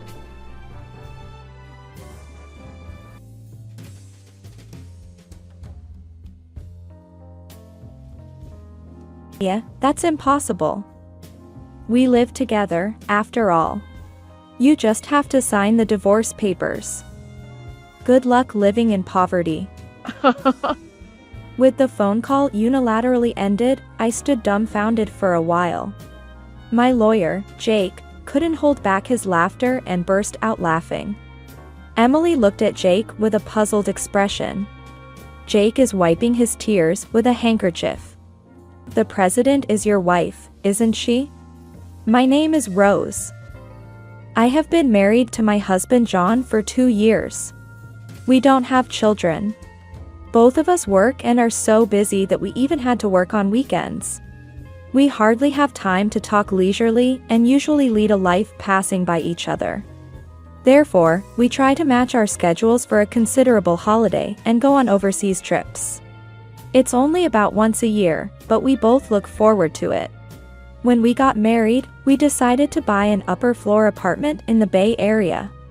It was quite a stretch, but we went for it, considering the future asset value. Thanks to that, we are satisfied with our current life.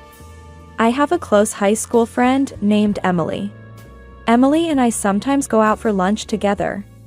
Perhaps because Emily is beautiful, she has high standards for men.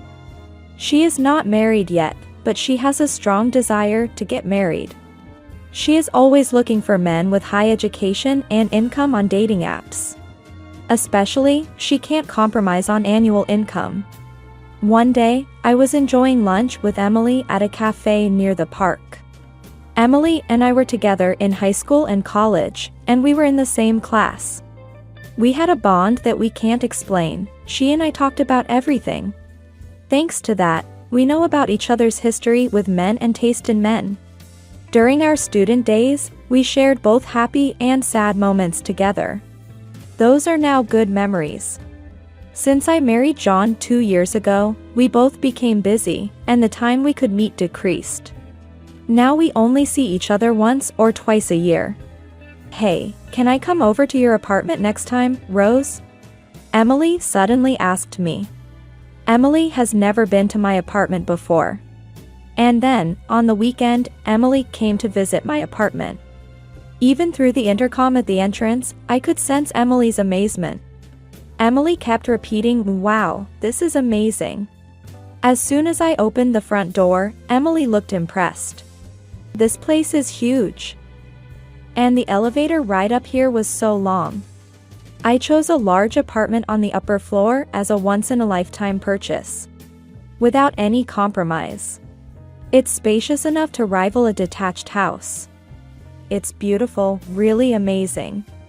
Emily was looking around the house, turning her head everywhere. Great location, high floor penthouse, and this interior design. It must have been expensive. Emily asked with a sly smile. Yes, it's about a $6 million apartment. The security is also solid. Look, over here. Emily, focused only on the fact that it was a $6 million apartment, interrupted me. Wow, your husband must be super rich. Saying this, Emily's eyes widened in awe. That's a typical reaction from Emily. She's always had high standards for men, especially regarding their income. John's salary is probably high for his age. I conveyed it vaguely.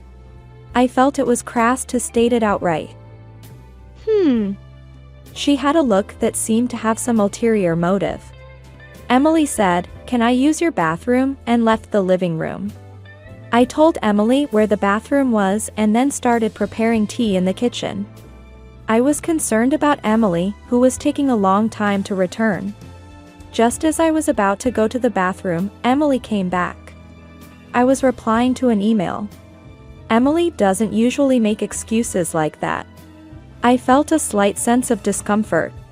While we were having tea and eating the cookies Emily brought, she asked if she could stay until the evening.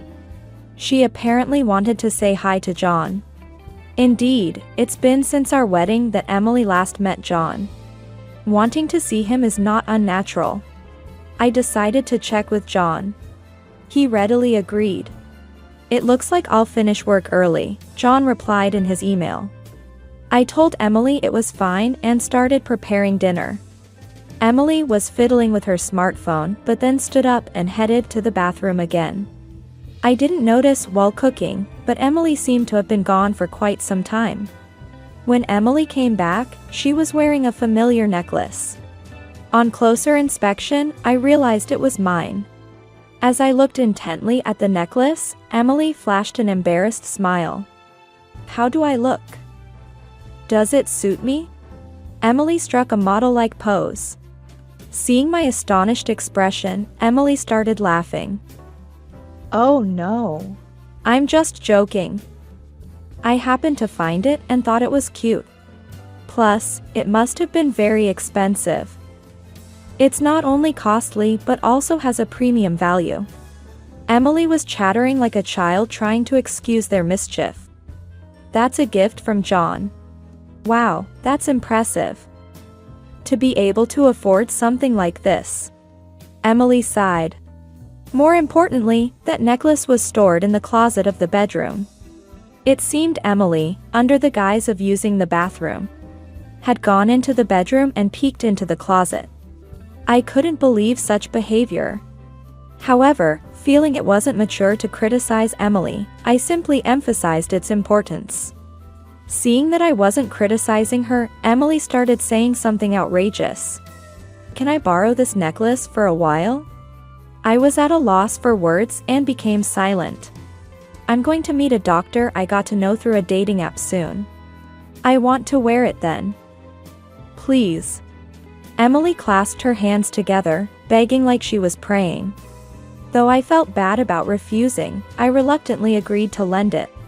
"Okay, but take good care of it. As I said earlier, it's a gift from John."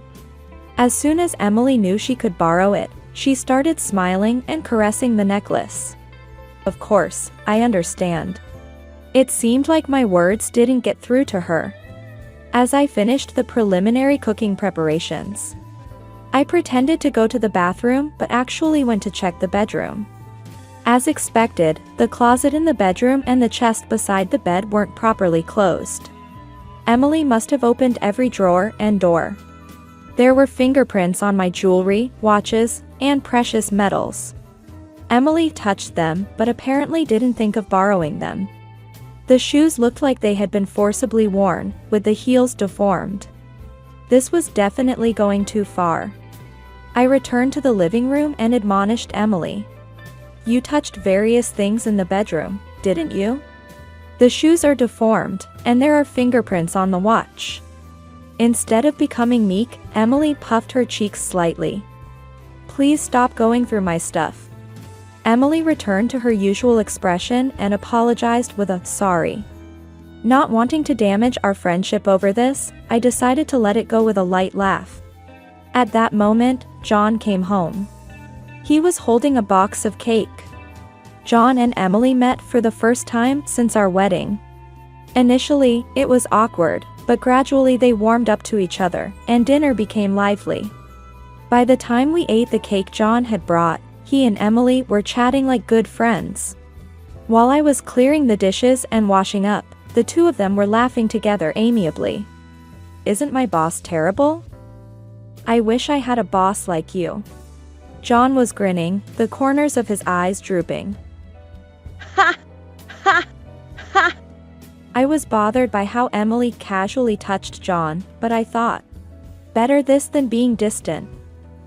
Looking back, I was naively thinking that way. After all, John wasn't Emily's type. About a month after Emily's visit, John's behavior started changing. He began spending more time on his smartphone, which he hadn't done much before. John often seemed distracted during our conversations and asked me to repeat myself several times. His smartphone was always at hand, even taking it to the toilet and bathroom. The change was obvious. It seemed I had become a cheated wife.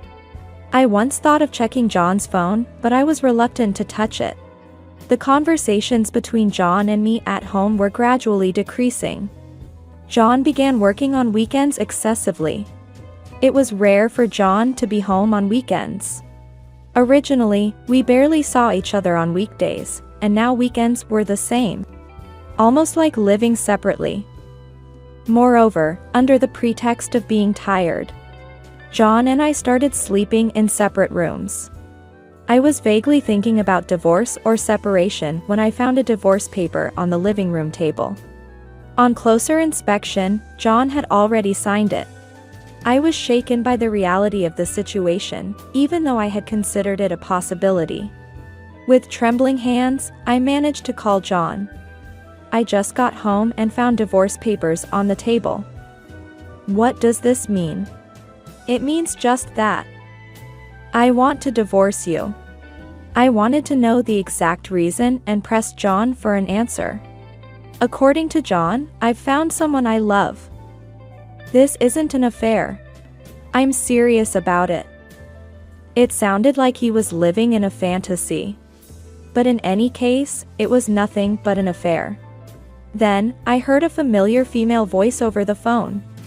It was Emily's voice. Well, this was as I had expected.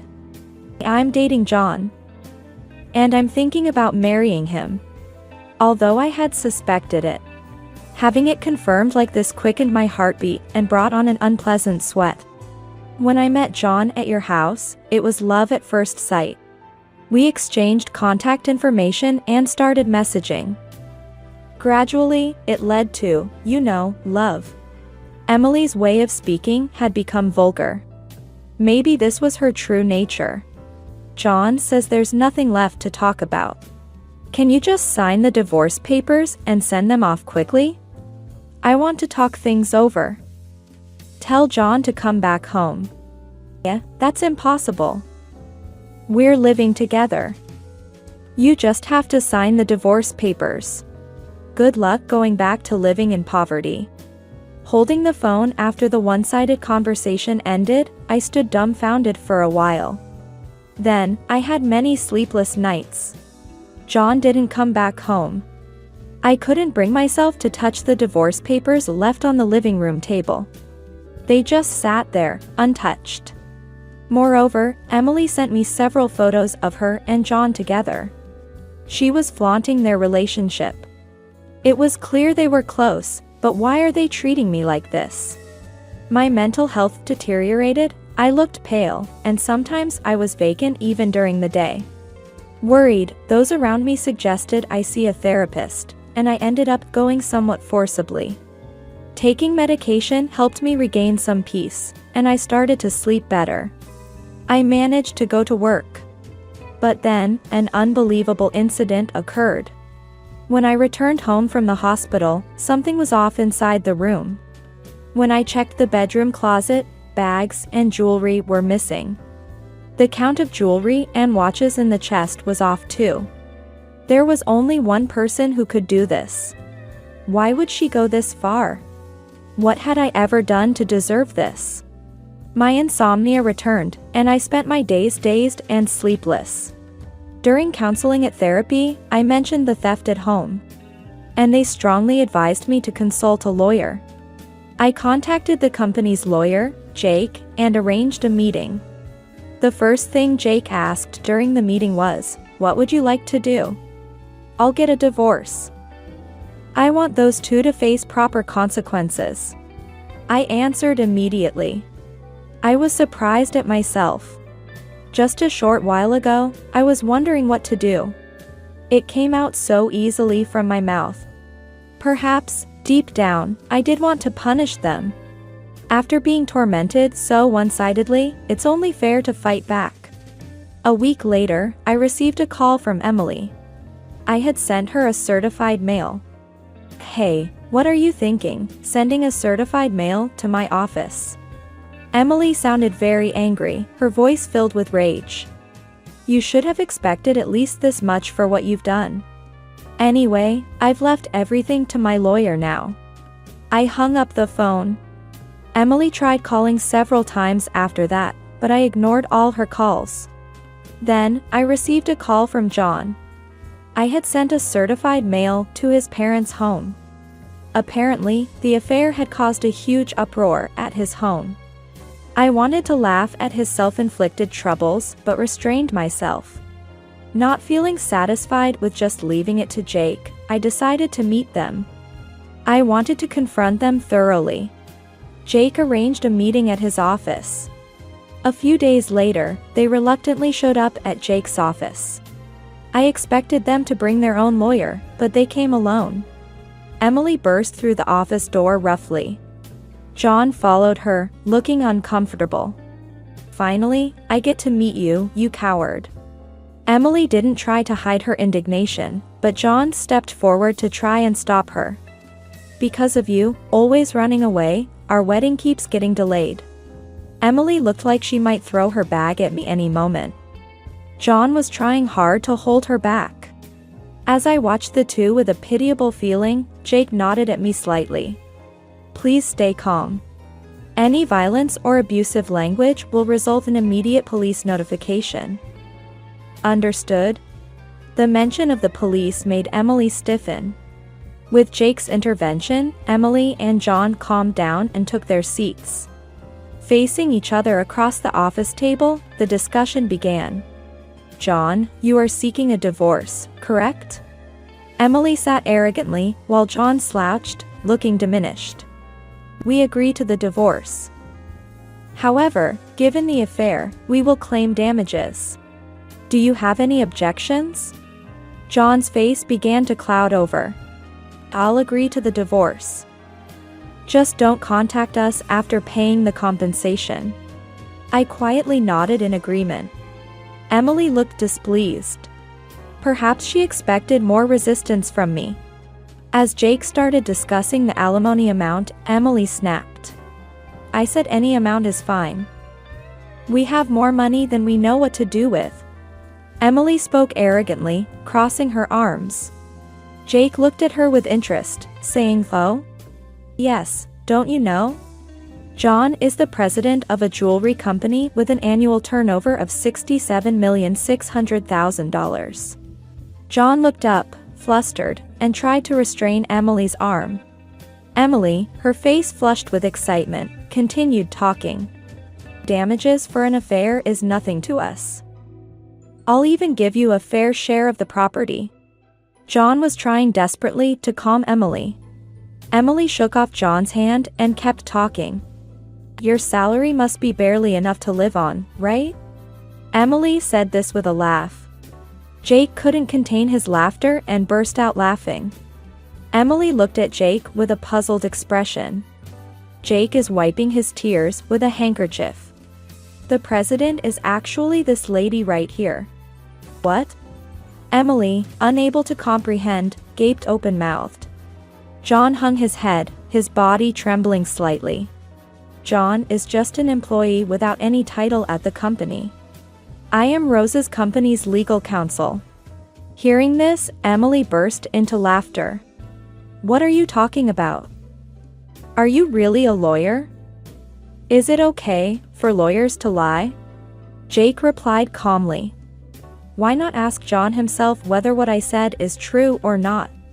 John, meanwhile, was biting his lip, looking down.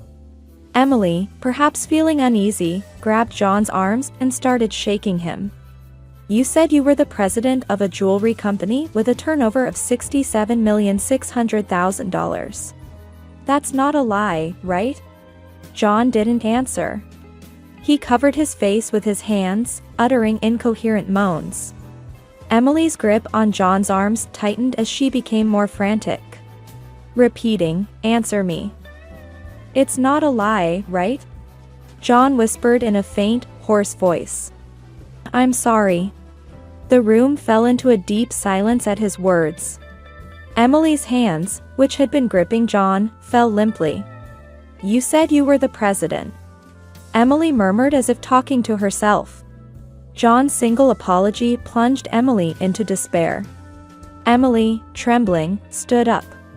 This is all a lie. There's no way you're the president. Emily pointed at me, accusing me. Why didn't I know about this? After all, we shared everything. Just because we're best friends doesn't mean I share everything. Especially with you, who are so obsessed with money, I had no intention of telling. I looked straight at Emily and told her without averting my eyes. Emily slumped down, as if all her strength had left her. Then, what about that house? Of course, the house is in my name. So, John will be the one leaving. Emily fell silent, and John kept his head in his hands. John probably didn't want to come here. He knew this would happen. But not coming would have been worse. Whether he came or not, it was hell. Hell was all that awaited John now. Jake began to disclose the evidence I had gathered. First, these photos of John and Emily together. They were the photos Emily had sent to my phone, printed out. Jake placed an IC recorder on the table and played the recorded conversation. Why would you send me something like this? I was just sharing a bit of our happiness with you. As Emily's voice played, John seemed to be holding back tears. Are you still clinging to him? I just want the divorce done quickly. I know what you're clinging to, John's income. He's the president of a jewelry company with a turnover of $67,600,000, right? You hid it because you thought I might take it, right? Emily, perhaps embarrassed, covered her face with her hands. Hurry up and divorce, leave that tower mansion. It'll soon be mine. Too bad John didn't come back. I'll give you as much alimony as you want, you poor thing. Your aim was not John, but his money. I'm speechless at how John was deceived by that.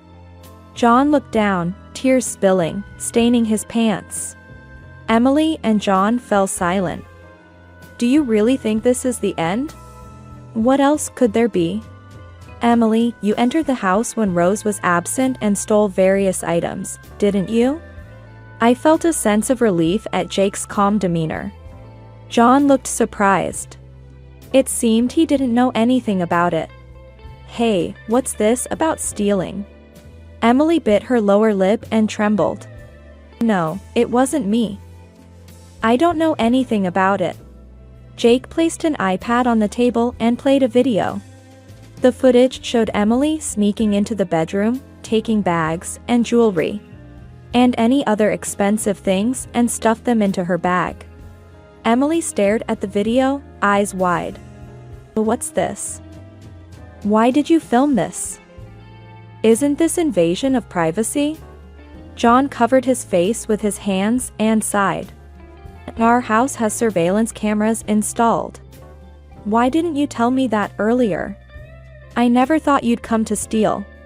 This foolish exchange was giving me a headache. And you used my keys without permission. I wanted them. Besides, it's your fault for not buying them for me. The two started arguing, ignoring us. Jake and I were dumbfounded. Please save the argument for later. Regarding this theft, we will file a report with the police. Emily seemed to panic at the mention of the police. The police? Isn't that a bit much? I just borrowed my friend's things. I never said anything about lending those items to you. I spoke calmly. Besides, you're not a friend or anything like that. You were just a classmate. So, I will be filing a police report. Emily's attitude became resigned. Don't say that. I'll compensate, I promise. Just please, no police. Emily began to kneel and apologize. I looked down at Emily and said coldly, You're going to compensate? The items you stole are worth more than your annual salary. Are you sure you can handle that? Emily was speechless. And that's not even including the damages. Emily turned to John, pleading with tears in her voice. Hey, you'll pay for me, right? Even if you're not a president, you make money. John nodded silently. He can't pay for you. He's about to be fired. John looked shocked and turned his face towards me. Indeed, John hasn't been to work since leaving the house. Plus, with this commotion, there have been complaints from his superiors. John held his head, looking like he might collapse at any moment. But what about the property division? I'll pay with that. That's not possible. Rose and John have a prenuptial agreement regarding their assets. You haven't heard anything from John, have you? He never told you the inconvenient truths. I looked at John with disdain. Jake placed the contract on the table. The contract states that if the marriage lasts less than 3 years, neither party is entitled to claim assets from the other. You are currently in the 2nd year of marriage. Emily tried to grab and tear up the document. That document is a notarized deed, so you should handle it carefully. Tampering with it could be criminal. Emily's movement halted at the mention of a crime. John, you have savings, right? Use that to pay. John looked at Emily with resentment. Have any savings? You always wanted sushi, steak, this and that. There's no way I have savings. It seems so. And there appear to be some debts from less reputable sources. Emily slumped her shoulders in defeat. Her previous glamorous and attention-grabbing demeanor was nowhere to be seen. It was her own doing, she got what she deserved. The two of them looked exhausted, muttering things like, "This wasn't supposed to happen," and "What do we do now?" I decided to leave the rest to Jake and stood up. "Emily, money isn't something you steal from others. It's something you earn through effort." The divorce was finalized without issue. John's belongings were packed and sent back to his parents' home. John's parents repeatedly apologized and even sent a letter of apology. Emily was investigated by the police for illegal entry and theft. My filing of the police report led to an investigation, and Emily was arrested after admitting to her crimes. Half of the stolen items had been sold, but the rest were returned. Despite the severity, her expression of remorse and willingness to compensate suggested a suspended sentence. However, Emily had other crimes. She was found to have been stealing from men she met through a dating app. This led to a likely prison sentence. Emily had overreacted to the mention of the police and crime for a reason. John, unable to live in Emily's apartment, moved to an old apartment in the suburbs. He was looking for work, but his unexplained absence and poor work attitude from his previous job made it hard to find employment. Currently, he's just getting by with day labor. I've been receiving regular updates about their whereabouts from Jake. After the divorce, I focused more on work. Currently, I'm working on expanding the distribution of our company's jewelry to Europe. The idea came when I took a long vacation to Europe as a sort of ritual to shake off the bad luck after my divorce. I had the opportunity to drink wine with the owner of a jewelry shop in France. During that time, I passionately discussed jewelry design with the owner. We hit it off, and he agreed to display my company's jewelry in his shop. The owner is a wonderful man, and perhaps due to his own divorce, he understands the pain in my heart. To be honest, I've been focusing on sales in France because I wanted to see him. It might be mixing business with pleasure, but I think I deserve this perk. After all, I've been through a lot.